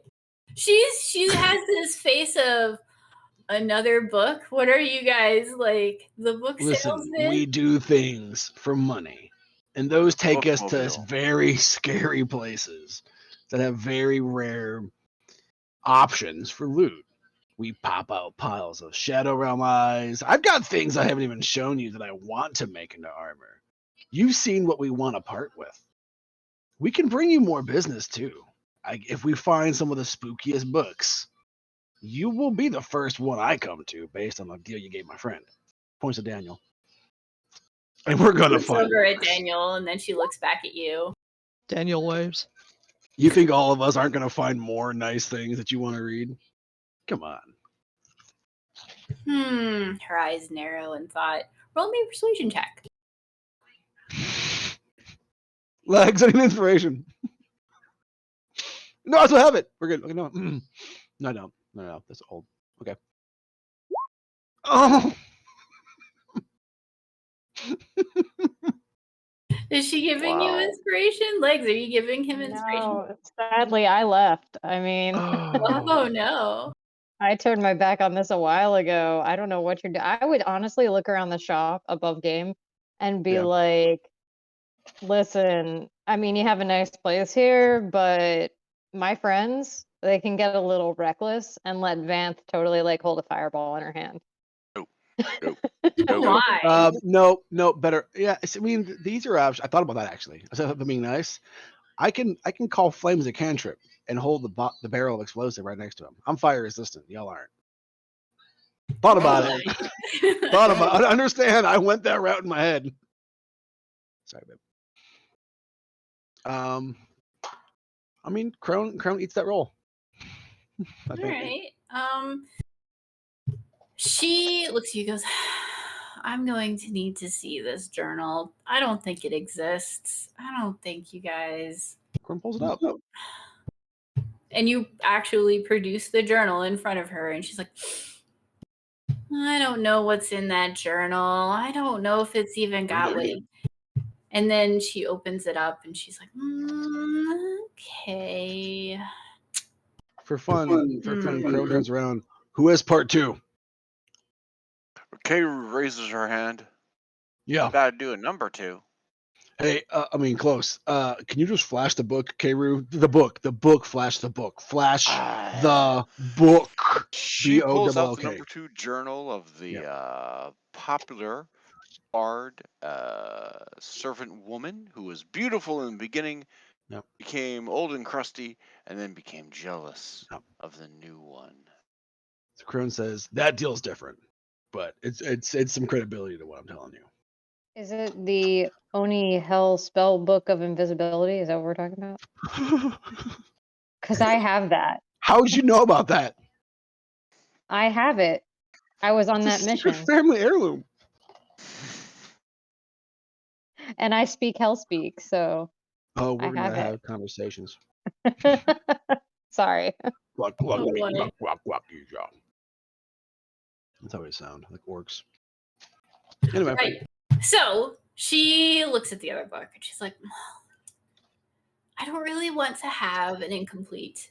I will give it to you for 130 if you give me all the journals so I can bind it into one book and not have to wait for the next episode to drop like HBO does. We only have 2 and she owes me a 10.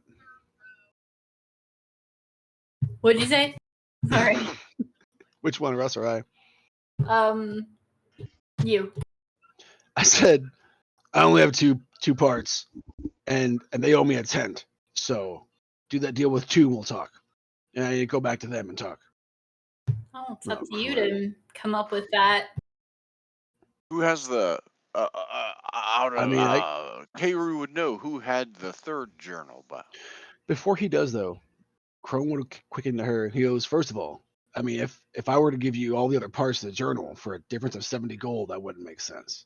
I better get the powder for free. if I gave you most of it. Otherwise, I'll just pay 200. I can keep the book. Oh no, I mean these are just journals. Okay.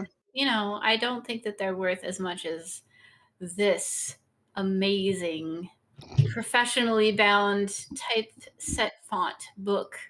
It is extremely rare. Yeah. But And what this you're saying journal to is me, just handwritten by somebody. Daniel's over there puffing up like he wrote the book, and he totally didn't. You know what?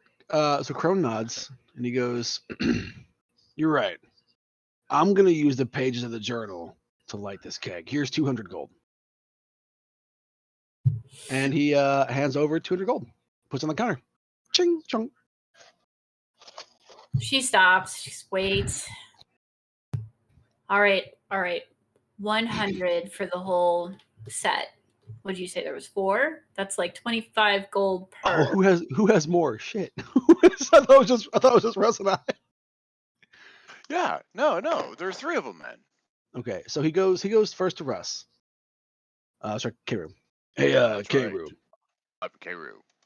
Remember that time that you burnt my tent down? I'm pretty sure I didn't do that. But let's just say, for sake of argument, yes, I peed on your tent, and to hide it, to cover up my indiscretion. Let's just say I did that. Back in game, Kurt goes, okay, yeah, if you had, and let's just say I forgave it. Could I have that book of the old dead, Rod? Oh yeah, here, I'll take it. Hell, you don't even have to forgive me for peeing on your tent and burning it. No, I need to. It's holding a hot coal. I need to. There you go. Oh, apology accepted. Here's the book. Thank you. Yep. Okay. Who has part 3 and 4?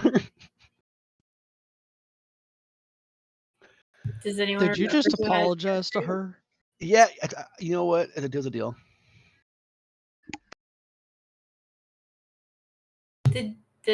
Does anyone remember who has part 3?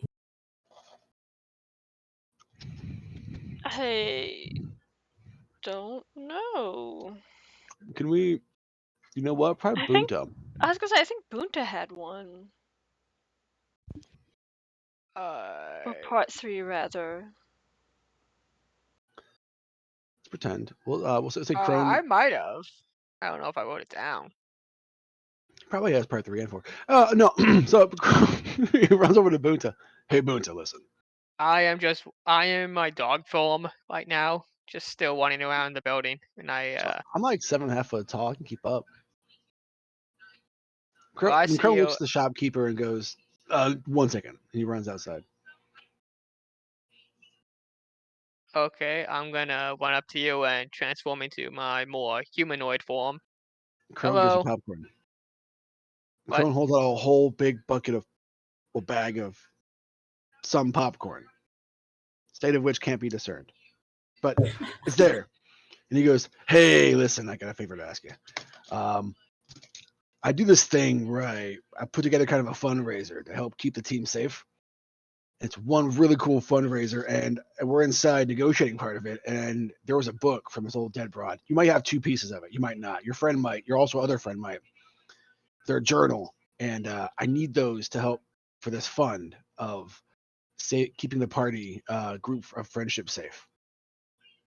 And this is not a lie, technically." See, but you coming up to me and saying it's not a lie makes me think that it's a lie. Or that I'm really upfront. I mean, that's possible. Yep. But don't worry, as a member of the Bureau, I am an expert at determining if someone's lying. And I'm just gonna walk around him, sniff him, squint at him. If it helps your insight, he is, with the wording I gave you, 100% not technically lying. Insight. He is not technically lying. You smell some faint bits of sweat, but he is not profusely sweating, and his heart rate is not elevated. either he's really, really, really good at this and ordering his way around things, or he's not really lying. It seems you're not telling me everything. All right. You should, if you want to know what the fund is, I can clarify. Or you can trust me. Well, you did help save me, which is nice. Okay, I want to tell you anyway. So it's a giant. He pulls this giant. Think Gaara from Naruto size, like vase from his back. Puts it down and goes, "I'm slowly filling it full of explosives to use." I don't think that's a good idea. It's a safety plan. It doesn't sound very safe. We fought giant 5-building tall skeletons. When they have femurs the size of tree trunks, this becomes a safety plan. His mouth starts salivating at the word femur. And then all those chewy bite-sized chunks are all over the ground, just everywhere. It's like raining shards of delicious bone that have just aged for centuries. Mm-hmm. He goes off, kind of looking off, like itching his side, not looking at Bunta. I can't imagine the kind of flavors that would accumulate and set into the bone marrow after 100, 200, 300 years. And there I am, just letting it rain. Anyway, probably do you have super those books? I need those books. Exploded. Do you have the books for the safety plan or not? I slowly pull out the book. Crone says, "If I have any bones in my bag, you can have all of them." I feel like that's racist, but also I'm not going to go against it. I had no bones. No matter what the roll was, I had no bones in my bag. But he looked really hard. I'll hand over the book.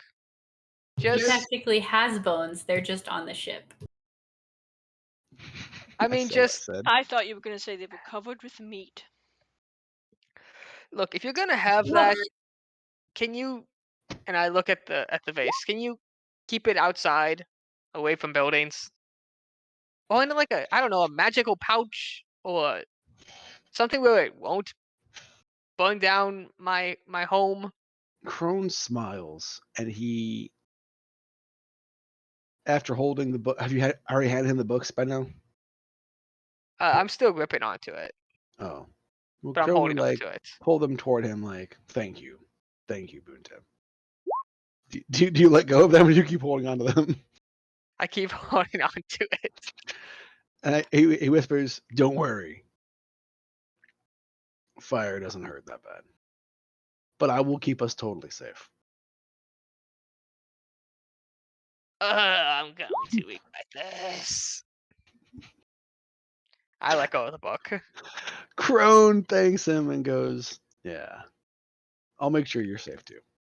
And he goes back inside, and he goes to Crow. "Hey, Crow." Crow nods at him. "Give you 15 gold for that book." Crow just hands it to you. "Cool. Thanks, buddy." Yeah. All right.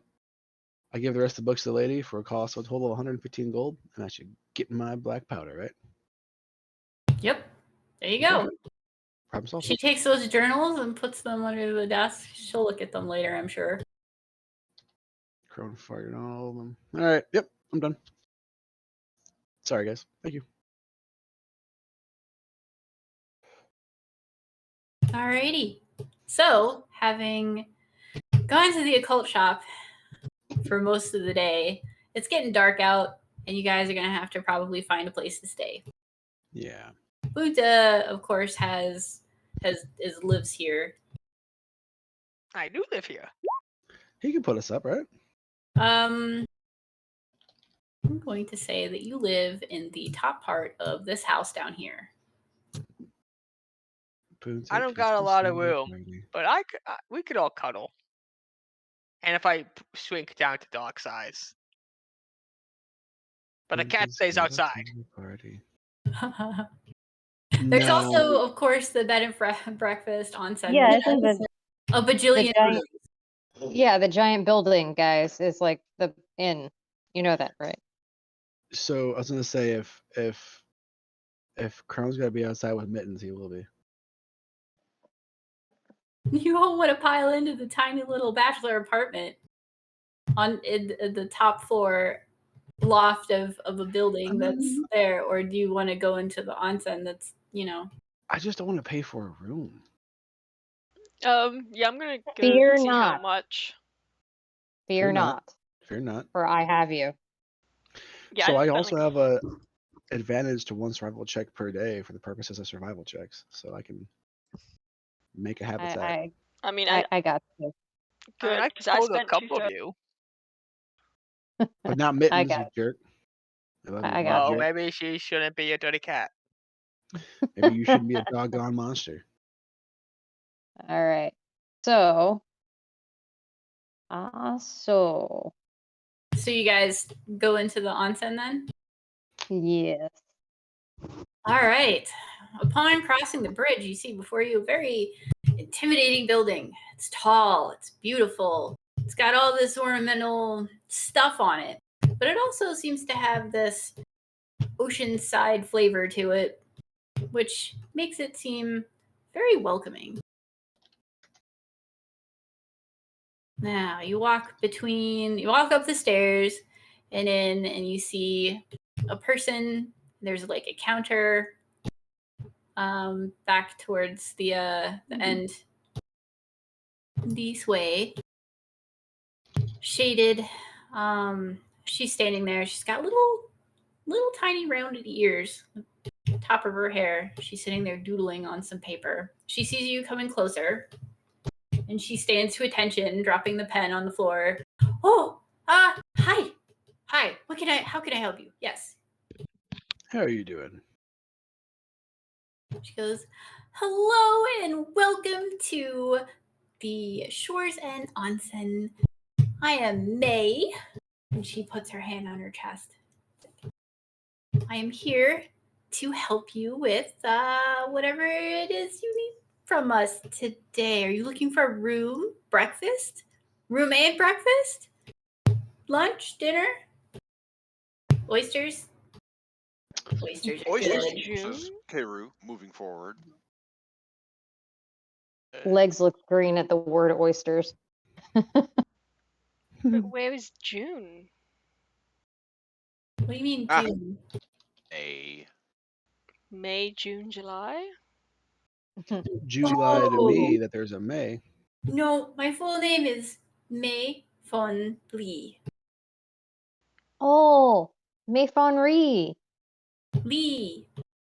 Yes, Ohana. May Fon Ree. Oh my gosh. I actually love that Ohana. name. Game. She starts in like so many anime. And she scratches the side of her face like, I don't know what you guys are talking about. But welcome. Did you know? So I'd like to use my by popular demand to see if I can have us actually get some rooms and some food.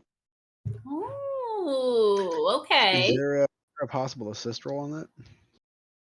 I don't need to roll for it. I just have it. It's a feat thingy doodler. You just have it. It's a not even feature. bad. Yeah, that's I've half had had it for it. I already learned acting and all that. I used it like way back in the beginning. For you had me roll like 3 times for each performance. But I actually I wrote you guys a badass one. That was the mission that I missed out on. It was the big vampire tree at the first onset. Still have the poem. Yeah. No, I get that you have it. What's the wording on it? Okay. By popular demand. It's a feature. Mm-hmm. You can always find a place to perform, usually in an inn or a tavern, but possibly with a circus or a theater or even a noble court. At such a place, you will receive free food and lodging of a modest or comfortable standard, depending on the quality of the establishment, as long as you perform each night In addition, your performance makes you something of a local figure, and when strangers recognize you in town where you performed, you will be typically taken as liked. Aha, okay. So you're talking to May and telling her that you are a famous traveling musician from Kitashima City, right? Hi. Dancer. All right. So May is like, oh, okay. Let me. I don't really have the ability to make that decision myself, but give me 1 second. 1 second. And she goes and she holds up her hand with a finger 1 pointing up. 1 second. And with that, she turns around and poofs. And the next thing you know, you see this little otter running at top speed. Aw, adorable. Off into the left side of the building. Like, she's quick. And it's not 1 minute, but it's a couple minutes later. She scurries back and poofs back into her yokai form. Normal yokai form, not her beast form. And she's standing there being like, okay, so the mistress is coming and she will be able to tell you what we can do for you. I'm very happy to have you here. And this could be very exciting. So she's like kind of giddy and smiling at you guys as you all are standing there. So who are these other people with you? Are they your entourage? I'm her bodyguard. Yeah, what he said. Ooh, it's so nice. That The must have been famous very need to be kept fun. very safe. They're precious. Except for the old one. She points at Keiru and says, "That's my mother." That's yeah. Oh, okay. You guys think she might see the resemblance there? Oh, When crap, I was say on I mute. almost said the same thing, Legs. Oh, so close.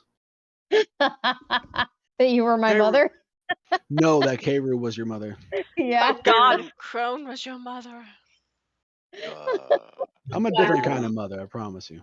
Keiru Oh points. my God. Keiru is a different kind of crone. Oof. Mhm.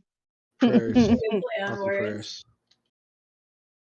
Now, as you guys are talking, a figure emerges from back behind May, and it's a very graceful lady who looks quite beautiful. She's many flowers in her hair, and it's done up so pretty and perfect.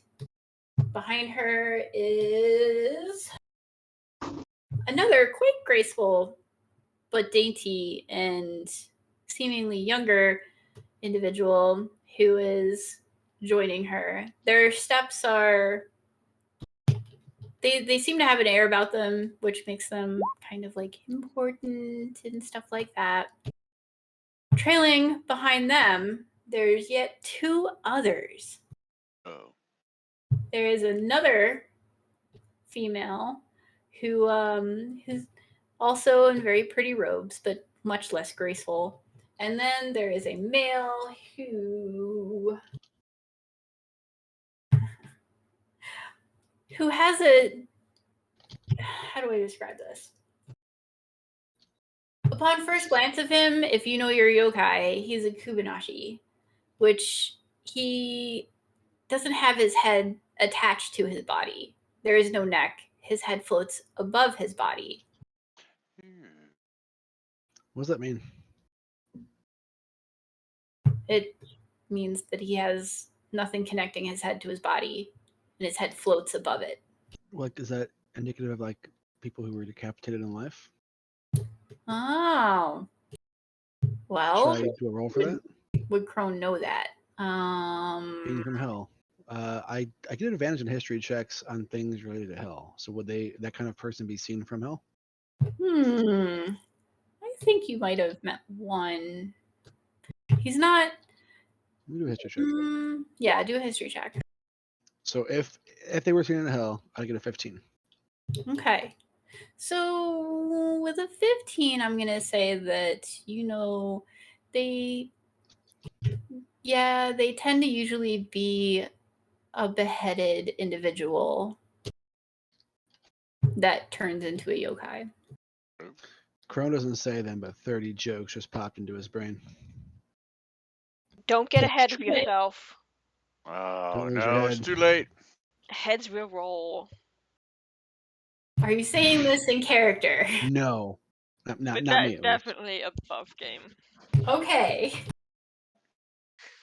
Good grief. All right, so there's feathers in the first two young ladies' hair. And is there anything else I need to describe? There's a jade hairpin in the other one. They'll look very well to do. And they stop right next to May. The older lady bows very slightly towards you guys, and she introduces herself. I am Lady Anzu, owner of this onsen, and I am honored to have you as my guests. This is my daughter, Fumiko. And Fumiko nods her head down.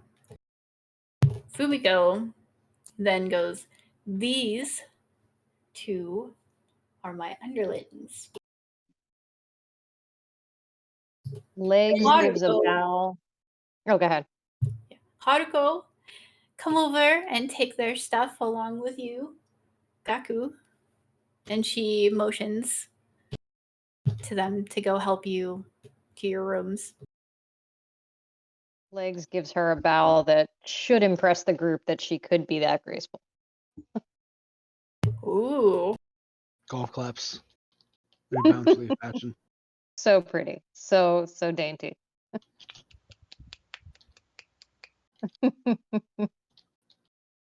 The lady, the owner, Lady Anzu, nods and says, I hope you enjoy your stay and grace us with your wonderful performances.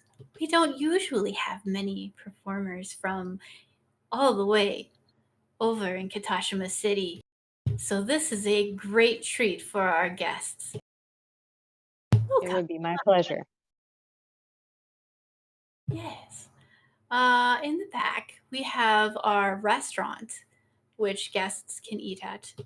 You get 3 meals for your day, and I hope you enjoy your stay. And that is also where you will be performing, right? She looks at all of you because she's not entirely sure if it's a one-person show or many. Yeah, I'm the special effects, and I'll use prestidigitation to make some like cherry blossoms. Aww. I'll play the Hey. spoons. Wow. Like the eye twitches. And Daniel's got washboard abs. Oh my god. Yeah, Daniel, what are you doing? Well, now I'm feeling violated because somebody just ran something down my stomach. I'm just trying to be unobtrusive, just trying to stay out of the way because this is obviously important stuff, and I'm just not here for it. Being cool. Love you guys. Doing good. So, meanwhile, while you guys are doing this, Gaku's sitting there like what? Oh, you cut out. Meanwhile, as he's clapping, his head's also kind of bobbling back and forth as it floats. Oh my god, he's a bobblehead. A little bit, yeah.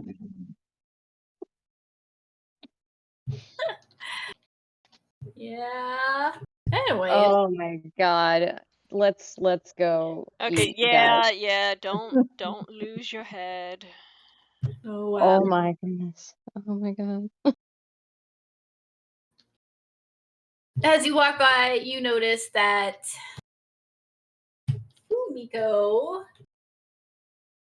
is also in her kind of half and half yokai, her natural yokai form. So she's graceful and beautiful, but her arms are also wings. You suspect she might be a crane yokai. But apparently they don't really hide their yokai selves here. Ah. Mm-hmm. Okay. So you're going to see a lot more yokai stuff happen in here. Yeah. Sorry to leave you out, Karu. That's cool, man. She sits back and enjoys. Practices the spoons for the shindig later tonight. She's going to do some boot, scoot, and boogie and achy breaky heart. That's what the Brooks have done. Legs prestidigitates Karu to have mouse ears. I mean, that's definitely a yokai. That works. Cool. Yeah. All right. Now, you guys are going to your rooms following Gaku and Haruko. Haruko, she nods at Gaku, sorry. And she's like, let me just check to make sure the rooms are made. You guys will be in the lower suites. They're usually for, regular guests. But we do have a lot of great guests here that are very high profile staying with us this time, who will be watching you guys perform. She nods to you guys again, and then she doesn't run forward. Her head kind of comes up and her neck elongates, and it just travels down the hallway, turns the corner, and keeps going. Like little nightmares? What? Oh yeah, I do love tall women. Crone looks at Bunta with the fury. Oh of no, a man this is out of character. Oh, okay. Rokubi are yokai in which can elongate their necks farther than a giraffe, like for very long. They can tie them in knots and all sorts of stuff, and that is their yokai thing. I don't know where they really came from. They're kind of mysterious. But they're a thing. Wow, really gives a new meaning to deep throat. Nope. Nope. No. Wow. Hey. I'm patting you on the butt, so good job, Noonan. Wow. So you guys see this, and a moment later, she comes back, and her head comes back onto her shoulders like normal. She straightens her shoulders. She's like, everything looks to be ready. I hope you guys enjoy your stay. She smiles at you guys. Legs bows her head. Yes. The little the jade hairpin has little bells on them. You can hear when she nods back. Little jingles. Lets you guys into there's, let's see, how many of them? 1, 2, 3, 4, 5, 6, 7, and a doll. 3 dudes. All right, so there's 2 rather large rooms that she leads you into. One for the guys, one for the girls. And those rooms have little rooms for sleeping in. 4 each. 4 little sleepy rooms with a conjoining living room. And then a little balcony so you can look out onto the ocean. Wow, this place is nice. I'm gonna use the Moku Ren gloves and just take a real quick peek around. Okay, remembering that time we stayed at the spa. Yeah. Hands. So you hold your Moku Moku rain glove over your eye and then look through it. And you see horrific shadow hands pulling and grabbing and just everywhere. You can see giant shadow-like figures walking in the distance when you look out over the balcony. But you don't really see any hidden objects or anything that it would highlight otherwise. No magical things around you. You do, however, see like the outline of people in the room next to you, which is a little concerning. One seems to be sitting there reading a book, and then another one, you don't really know what's happening there, and you want to look away. Oh God, it's their alone time. Their what? Alone time. It's adult time, Danielle. It's adult time, and I'm looking How can away. it be alone time when there's more than one? Because some people like to watch. Haruko's like giving you this weird look like, what is that and what are you doing? And she's about to be like, is this something that I need to report? Like, she's giving you the side eye. This is her special talent. Yeah. I'm just getting a feel for the place. Okay. Like, what kind of guests do you have? Who are our neighbors? So, we know what kind of show to put on. I'm sorry, what?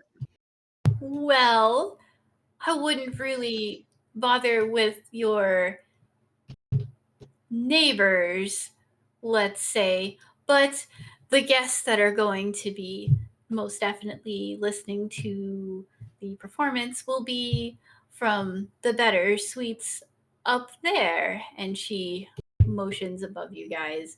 She's like, I really don't think you should be spying on our guests, though. That's very uncouth. Oh my God. I'm not spying. I'm, like I said, okay. How am I going to spy with gloves? It's a glove, and sometimes I get something in my eye. All right. Wait a minute. So the people above us, this is out of above game, have the better rooms, right? Yes. So even in D&D, I am a service entrance person. No. You are still getting like the good room. You're like beads here. You're not penthouse, Sarah Silverstein, but you're not servant. Like I a thought it was saleswoman. funny. That's funny. Because you're still Oceanside, which is nice. You could have been, Village side. Oh yeah, I'm sure. You could have. I'm sure we could have been in the cellar. Meanwhile, Gaku, which is Gaku, Gaku is showing the guys around their rooms, and both of them tell their specific groups. There's baths. This isn't necessarily a hot springs, but there are baths that are herbal bath soaks and stuff. And that would be towards the back and the courtyard and all sorts of stuff. They talk a bit about how there's 2 restaurants. One is Oceanside and is their main restaurant, and that's the one that you're performing at. And then there's like a side tavern type one that's also near the baths in the courtyard part instead of towards the ocean. And that one is for much more casual kind of things. And that they expect you to perform at dinner time, at which you will be rewarded with your dinner after your performance.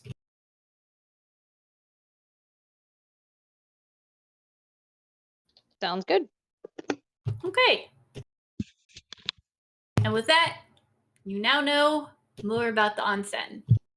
You still have yet to ask any questions about your mission, but you at least have rooms. That's right.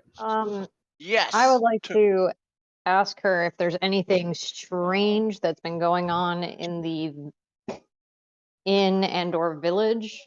Yeah. Just out of curiosity. All right. Haruko. She rubs part of her face in thought. looks up to the sky.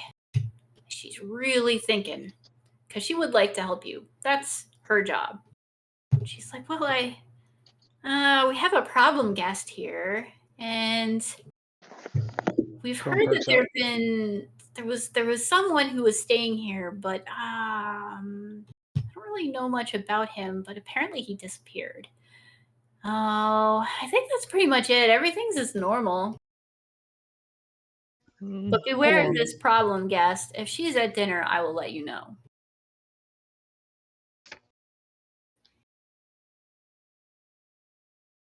So the problem guest is a lady.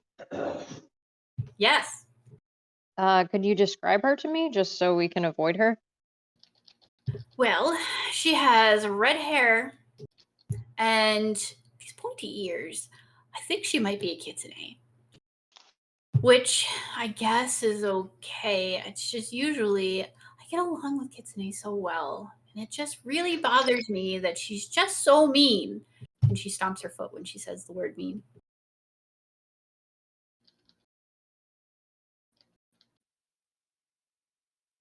But don't tell Fumiko I told you about this. Oh no. I just want to make sure that everything's okay. Is there anything else? Her name is Karin Susabe. What'd you call me?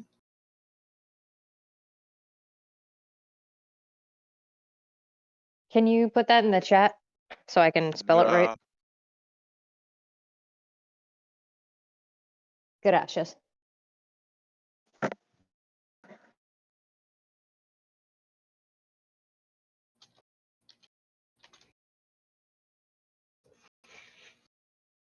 Anybody else have any questions? All these people should also be in your new cheat sheet for people. This kitsune that's a problem. Karen, where does she normally stay? I'm sorry, in the inn that we can also avoid her.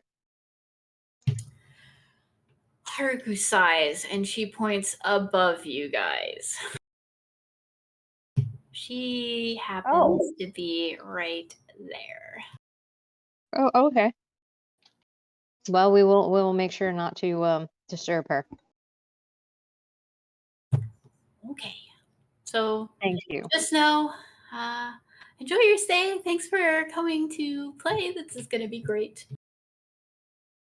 Legs nods. And you can see she kind of has like a little bit of a skip to her step, and she starts down the hall, leaving you guys there with your room keys. And before she goes, Keiru acknowledges that the show is going to be great. You ain't seen nothing until you see me play Freebirds on the spoons. Bum bum bum cling cling cling cling cling cling cling cling cling cling cling cling. Sorry, I just heard the whole thing. Haruko nods excitedly, but she has a blank look on her face because she really does not know what you just said. Yeah, oh, you will. That's a threat, huh? Oh boy. And she skips off down the hallway, and Gaku bows at you guys in the guy room and also joins in after Haruko. And with that, you guys have about an hour before you need to perform. Question: Did we get a long rest from the? Yes. Yeah. Okay, you took great. a long rest on the boat on the way back. Because it looks like Daniel's bleeding all over the place. Oh, right. I need to fix that. And I'm gonna get my spell slots back. Alright, I'm gonna head over to the inn. Check in on all that onsen. Check in on my new friends. Make sure they're doing alright. You reach the desk and ask for where your friends are staying, and May looks at you and goes, Punta, How is our young investigator doing today? She smiles, brimming, cheek to cheek. Oh, I scratched the back of my head. Got stuck in a house. Solved our noise problem. Turned out to be a lady who had her mouth sewn shut. And she played music that kept me trapped for I don't even know how long. What day is it? Nobody has told me. Oh, it's actually a Thursday. We have these entertainers that came in. Oh, do you want some dinner? Like, I could totally get you in, but don't tell Lady Anzu, but I'll sneak you in. And I am going to lean in close and say, I would owe you so much. Well, I like those oysters that you get when you go fishing with Wataru. Well, only because I like how you cook them. Oh, you like how she cooked? Never mind. Oh my god. What? Yeah, I'm just. But we're gonna have friends and lady Free friends. bird on the spoons. And more than lady friends. Right. So May's like, oh, it's a deal. Thank you. I'll get you in. But yeah, so your friends are who are your friends? There was a bunch of them. There was an old lady, an Oni, a spider lady. Spider lady. Huh. Wait a minute. How many of them were there? Does this lady talk about spoons a lot? Oh my gosh, yes. Oh, you're friends with the entertainers. Even better. Oh, that's amazing. Entertainers. He's our mascot. She turns to the side. She's like, all right, they are on the second floor in the 2 suites to the left. So you can find them there. It's room 208 and 209. Okay, thank you, May. If it's not too much trouble, can you please bring the oysters to that room as well? Yes. You could use an excuse that somebody in there ordered them, if you have to. Okay. Alright, I'm gonna wave goodbye and head towards the room. As long as they're not Rocky Mountain oysters, no. Dun dun. Well, luckily they're not your oysters; they're my oysters. Buntas. So you like Rocky Mountain oysters? Bunta likes Rocky Mountain. Just saying, Bunta. Bunta's a dog. He wouldn't eat anything. He'll eat his own shit. I tell you what, if there's going to be Rocky Mountain oysters to be eaten, I'm glad there's a test subject, so Bunta's the testees. Oh. Either way, I'm knocking on your door. Right. So, it's the dudes. They get their door knocked on first. Hello. That just... it's embarrassing. Hello? Hey, it's me. Oh, hey, Bunta. Who's a good boy? I'm sorry, that came out wrong. My tail is wagging. Stop it. Oh.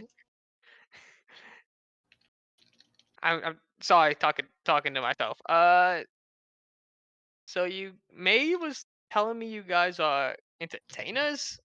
Oh yeah, Legs. You remember Legs? Legs is totally an entertainer, as in she plays an instrument. So every so often, she gets a wild hair, she wants to play, and we get rooms and food sometimes.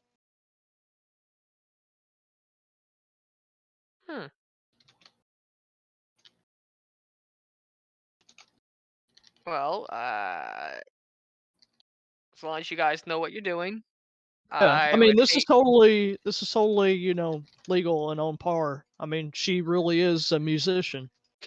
See, you saying that it's legal and on par makes me believe that it's not legal or on par. Okay. At this point, Crow stands up, walks over, and goes, "She does perform. She's an actual professional performer. I've seen this." And then he walks away, off into his room, and then shuts his door. Well, I trust you. I trust you guys enough. I mean, you did, you know, save my life. You know, very nice of you guys to do that. Crone's tempted to pick you up again and hug you. I never really. Okay. They're there. No, he tempted. He didn't actually do it. It'd be gross. He has a cat. The business is over with the girls. You're not gonna have her stay with you guys, right? No. Oh, that's fine. Okay, Boonta, you can sit on my shoulder. No, you can't. You can't. Never mind. You can't. You can't. Off the couch. Burn Off the the couch. cat, man. By the way, the big question is, which room did Margaret go into? Because she is a stuffed animal.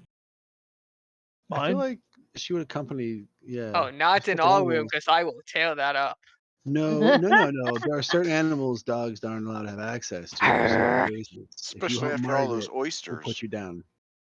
Oh, see, you went there. Wow. Don't let that dog near me.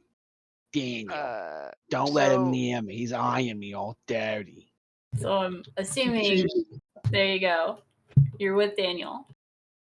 So I don't feel safe. So anyway, why did you guys come here? No. Not the inn, but like the town. Right. See, we were actually requested to come here to look for this young man named Ikuya. See, I wrote it down. And you know, to also repair relations with Katashima City, because I mean, distance and from what I can understand, you know, some not okay relations. Above game, can we trust Boonta? He seems awfully chatty. He's a good boy. I mean, Detective Boonta. You know what? That's a fair point. Detective faithful. Detective Boonta is on the case, and he's always looking for new information. Noonan. But does he blab the new information? What does a 17 tell Crone about your personality? Boonta is he's pretty serious. He's a pretty serious guy, very polite. And just really just wants to help people, which is why he joined the Bureau. A 17 gets me all that? Yeah. You know, he's pretty honest, straightforward guy. Crone looks to Legs and Mhm. gives kind of a I think so. I think so. Legs gives a small nod. Good enough for her. She's no ladybug. No ladybug. Wow. There's a deep meaning behind that, you know. Sorry. You don't want to be a ladybug. They're bad. But we're the ladybug brigade. Yeah, I know, but could we kill them? Yeah, because they're bad. scary. You're terrifying. And that also means, it's like a double meaning, it also means he's not part of the brigade. Wow, all this sounds really complicated. But you know, I'm glad that you guys came here, because it meant you got a chance to meet Mr. Wataru-san. Yeah. And I knew Mr. Wataru-san wouldn't leave me. Right? Yeah. Legs is going to clap her hands to get Boonta's focus. Huh? Boonta. Okay. Listen, boy. Yeah. Above us, there's a kitsune. Okay. And something doesn't smell right. Right. What can you pick up? I mean, she's a kitsune. Okay, great. Are you Apparently, racist?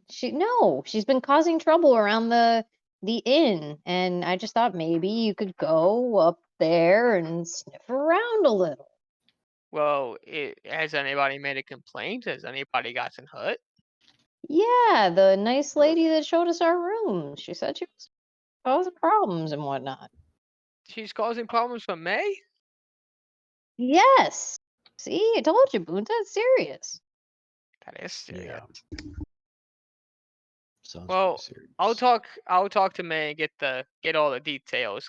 But if nothing has really happened besides her being difficult, there's really not much I can do. Okay, well, I mean, if you May keep wants me to, your I could ears. ask her to leave. Good shooter. No. You just keep your ears open and your nose to the ground. Well, and I look at myself in my human form. Metaphorically, Boonta, metaphorically. I mean, I could do that. And I just change it to a dog. See? But will they let a dog, run around a performance? Oh, Well, yeah. they do. Well, everybody here pretty much knows who I am. Can you do a backflip? I do a backflip in my dog form. It's very impressive. Oh, wait. Is he a corgi Acrobatics thing? check. Please don't break your Oh leg. god, my acrobatics is not bad. Who's gonna roll This 20? is gonna be hilarious if you whip it. Oh, you did good. You did He good. lands it It's real actually good. super impressive. That's a good boy. Yeah. I'm very dexterous. Dexterous. I'm just saying Nova would have like a +10 to dexterity. Can we Nope. take him with us, guys, please? I mean, isn't that why he's here? I mean, above game, he's a higher level than us. I see him as winning, but no, he Yeah. lives here. No. He can live with us. Wait, Bunta's not a higher level than you guys. I thought you said he was. I thought you said he was like a level 10. Oh, That I am is not a level the 10. other Well, one. that was our homie that came with us on that day to trap the. No, I Numeru. am a solid level 6. Yeah. Oh, my bad.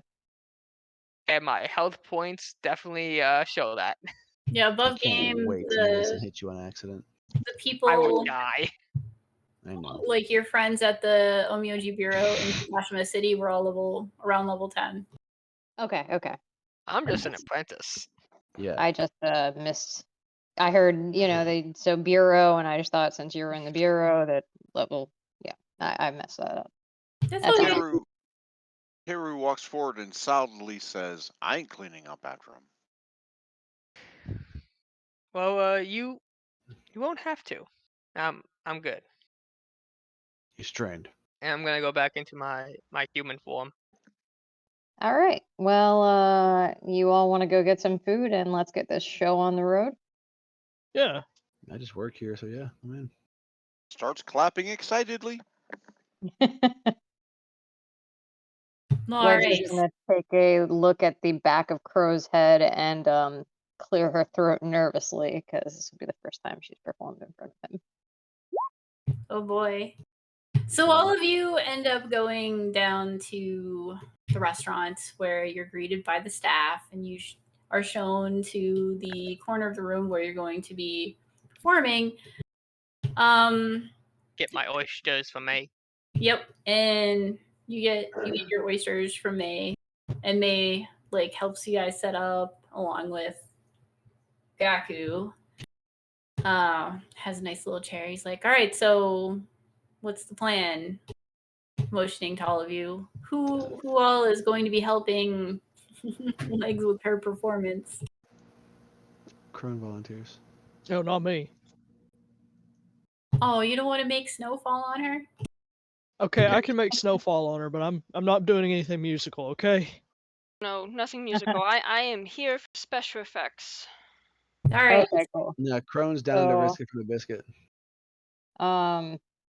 Let's see if we can manage something for the seasons, since we're going to be having some snow.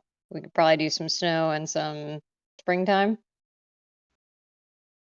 Sure. Sure, something like that. All right, cool. Anyone else doing stuff? Illusions or dancing or... No, thank you. Going to a like a martial arts display. I mean, it could be anything to help with. I mean, you did pretty good on the acrobatics roll. So Crone is using fancy white lights above with his Oni fire. Okay. There you go. He's like literally up top. I'm assuming he's got some kind of rafters. He's just running from side to side. So you hear boom, boom, boom, boom, flash, boom, boom, boom, boom, flash, and it might kind of imitate a stormy event. Oh, look at you! He's clumsily just running between sides and just like lighting it up. Okay. Yeah. Roll that. Yes. So. What? Before so, Keru walks up and says, "You got this, kid. Yes. Here, eat this vegetable. Definitely. Eat this vegetable. Yeah, Eagle Splendor. Target has advantage on charisma checks." Nice. Cool. All right. What spell is this supposed to be based off of? You asked a lot of questions for a We don't ask Keru. Yeah, Keru's wisdom is her own. Enhanced ability from Player's Handbook, page 237. I'm like, I thought it looked familiar with. I thought it looked familiar with the bear on the boba. Eat your damn veggies. Lost the allure. No. Not for me. It's only made it better. Oh. Good. All right. Is Mittens or Crow doing anything that you guys think? No, Backup dancer. Mittens yeah. QBQ. Mittens is definitely backup dancing. Okay, she can backup dance for sure, but only in cat form. Yeah, no, of course. And she's like jumping, like leaping, like yeah. So delicately, so beautiful. That'd be so a charisma graceful. check. That would be a dexterity check, probably. Like no, it's charisma. I pulled her performance out. Charisma. Okay. Same performance, as that's enough. Nice. Alrighty. And Kyloont. I have a major image. Oh. All right. Use the spell. Very nice. Very nice. Mm-hmm. So for spring or whatever, I mean, I could do cherry blossoms. How big is it? It's a 20-foot cube, so I can just set up a whole scene of, cherry trees and blossoms and a very light fragrance of cherry blossoms to people within. Nice. Damn. Cool. All right. So I think what Crow will do will help. He's going to help Daniel with the direction of the snow. Okay. Okay. So you two can tag team that. Alrighty. So with all of that put together, your rolls were good, your spells are good. You guys put on a heck of a show. And you see that actually the room is full. There's not a chair empty as everyone is staying for your performance. The restaurant ends up doing super well. You see Chisato actually came to eat dinner there to watch you guys, along with at least two of the Fujiwaras. Happens to be the two wives. They're sitting there having wine together and laughing about their husbands until you guys come on. So there's some townsfolk that come in to see the new entertainment, as well as many different kinds of guests that come down. In fact, there's like a big fat radish spirit sitting in the corner, being all weird because radish spirits are weird. They speak with squeaks and they have like straw hats and weird clothing, which is made out of plant fibers. It's very strange beings. Don't go after the squeaky toy. They only squeak a little. That's way more squeaky. Where? Oh no. And you do see a couple of kitsune. One is being more modest and staying towards the back. Has very chic black hair. Happens to be male, and then the other one is a red-haired one sitting closer to the front, constantly having waitresses called, because apparently she's complaining a lot about, this or that or whatever. And you see just a very wide range of yokai that are there. Your performance goes very well. And you can tell that you did make a very good impression on the crowd. You can see that the staff and Lady Anzu, who shows up after your performance, are very pleased and are very happy with the fact that you are now staying with them. Hooray! And she did not realize that she didn't get your guys' names. So when she goes to say, what is it that we call you? She turns around to you guys. What name? As a troop? Yeah. Ladybug Bashers. Okay. You're not going to the Ladybug Brigade or something? Super nice people. Yeah, we could do that. Yeah, we can say the Ladybug Brigade, but Legs is going to touch her, gesture to herself and say, Shiruku Noashi. Remember the name.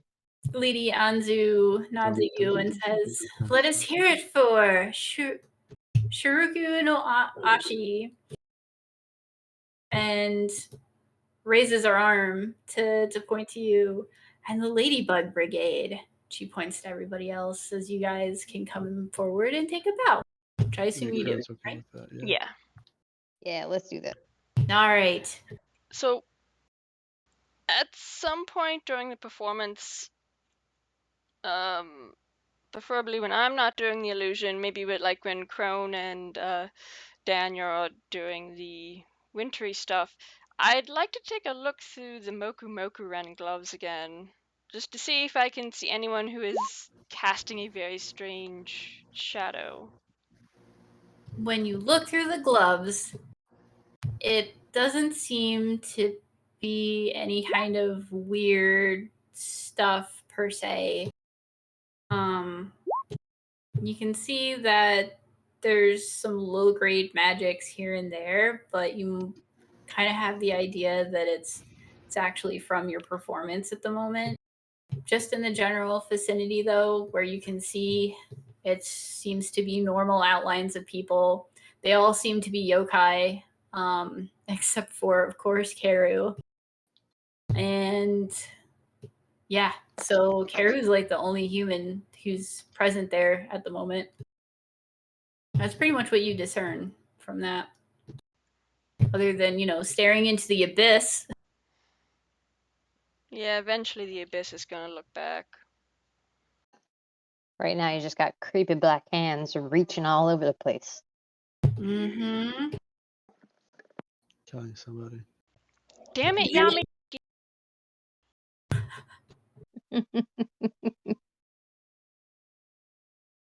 So May comes up to you guys and says, "This way, guys, this way." And she leads you off to a table, which is a very large table. And it's set just for you guys. She's like, "You guys are going to have your dinner." She's like, "I hope you like it." And then she rushes off. Thank you, May. Thank you. She goes, "No problem," and gives you a wink and then runs off. Nice girl. And you guys have a bunch of servers come up and drop down all these plates of various things. Mostly seafood, although for some reason, Legs, you did not get. Oh my god. You ended up getting spare ribs. Sweet. Because instead of lamb chop and all sorts of vegetables around you. If you don't want the bone, then I'll have them. Oh. It's yours as long as you keep seafood a little distance away. Yeah. Just saying, dogs should not have fish bones. I'm not eating the fish bone. I'm eating the meat. Karu's going vegetarian, just eating garlic roasted radishes. Yeah, that's where Legs is feeling herself these days. Well, they definitely have a lot of vegetable selections. So. Tempura vegetables, yes. Oh yeah, lots of those, yeah. But being shoreline, shores and onsen, they definitely have some of the best seafood. Maybe not as fresh as in the actual, capital, but this is definitely just as good as some of the really nice 5-star places in Kitashima City. I bet their rice is really good too. It's all the water. Oh yeah. Probably really good. So after you guys eat, you guys can mingle if you want. But we're going to end the session after that because it's getting up there in time. And Crone's an old man. Can we do an insight real quick to see about everybody that's just kind of in the room? Sure. Sweet. Give me some insight checks, guys. Nice. Go, Nice. Detective Bunta. Damn it, Detective Bunta. Crone passed Detective Bunta. I'm sorry, I'm in a bureau. Agent Bunta. Yeah. What do you say, buddy? You're right. I got 16. Nice. Daniel? Let's see. Excuse me. Sorry.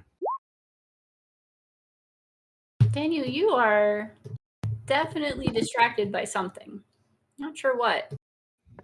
Maybe it's the fact that there's so many people there. Maybe that some of them are kind of weird to you because this is not necessarily the place you're from. Maybe it's the fact that, Gaku's head is floating on his shoulders. Who knows? I just keep thinking about nearly headless Nick. You know what? I was too. The time she said his head was floating above his shoulders. It's just like, oh god. Oh. I was just listening to that audiobook. Oh. So, you guys are leading in, discussing everyone around you, throwing out observations and whatnot. You guys have noticed that kitsune they had mentioned is in fact the red-haired one. Isn't too far away from you, and you constantly hear her being like, "Look, this was too cold when it arrived. I just want you to heat it up a little bit. Is that really too much to ask? It's cold on arrival. It's not supposed to be a cold dish. How many times do I have to tell you guys that temperature matters?" And then the other kitsune with the black hair, it's very quiet, very sullen individual, hasn't said a thing, is basically just sipping on his tea, has already finished his dinner. You have the Fujiwara women, and they are giggling up a storm. Obviously, they're having their ladies' night out. This was probably one of their best ladies' night out that they've had in a long time. You can definitely tell that they are mermaid-like. They've got like the fin-like ears and everything else, and they are giggling. Maybe they've had a little too much sake. Who knows? You've got a larger fellow, looks a little monk-like, might be related to various monk orders. His skin seems very stone-like. He might actually be a Jizu, which is a kind of protective yokai spirit kind of thing. They tend to be made of stone. They are constructed. Stoner. Got it. I'm in. Then you have the radish spirit in the back. Also quiet, very large fella. He's just sipping on tea, having a good old time by himself. They're usually very solitary. You have a couple of those face-changing guys where their heads spin and it's like one emotion and then it's the other emotion. So 2 of them are arm wrestling at the moment over their very nice food. There's a server being like, no, guys, not in here. That's not okay. And they're not listening. But they have their angry faces to their, on position, I guess. While the others are laughing at them in their laughing faces. Let's see. The rest of them don't seem to be any kind of, nothing really stands out about them. Just your normal everyday yokai, which I guess isn't very normal and everyday for Daniel, although maybe at this point it is. Who knows? Oh, I would say too much about the redhead. Outside. So now she's talking about how the chair that she has is a little lopsided. So if they could just bring her another chair, clearly that would fix and rectify the problem that shouldn't have existed in the first place. Yeah. It's just a pain in the ass. It's not like she's really a bad guy. I don't know. Karen's a pretty bad guy to me. Yeah. Oh, they're personal hell. I mean, we do whole episodes on them, but.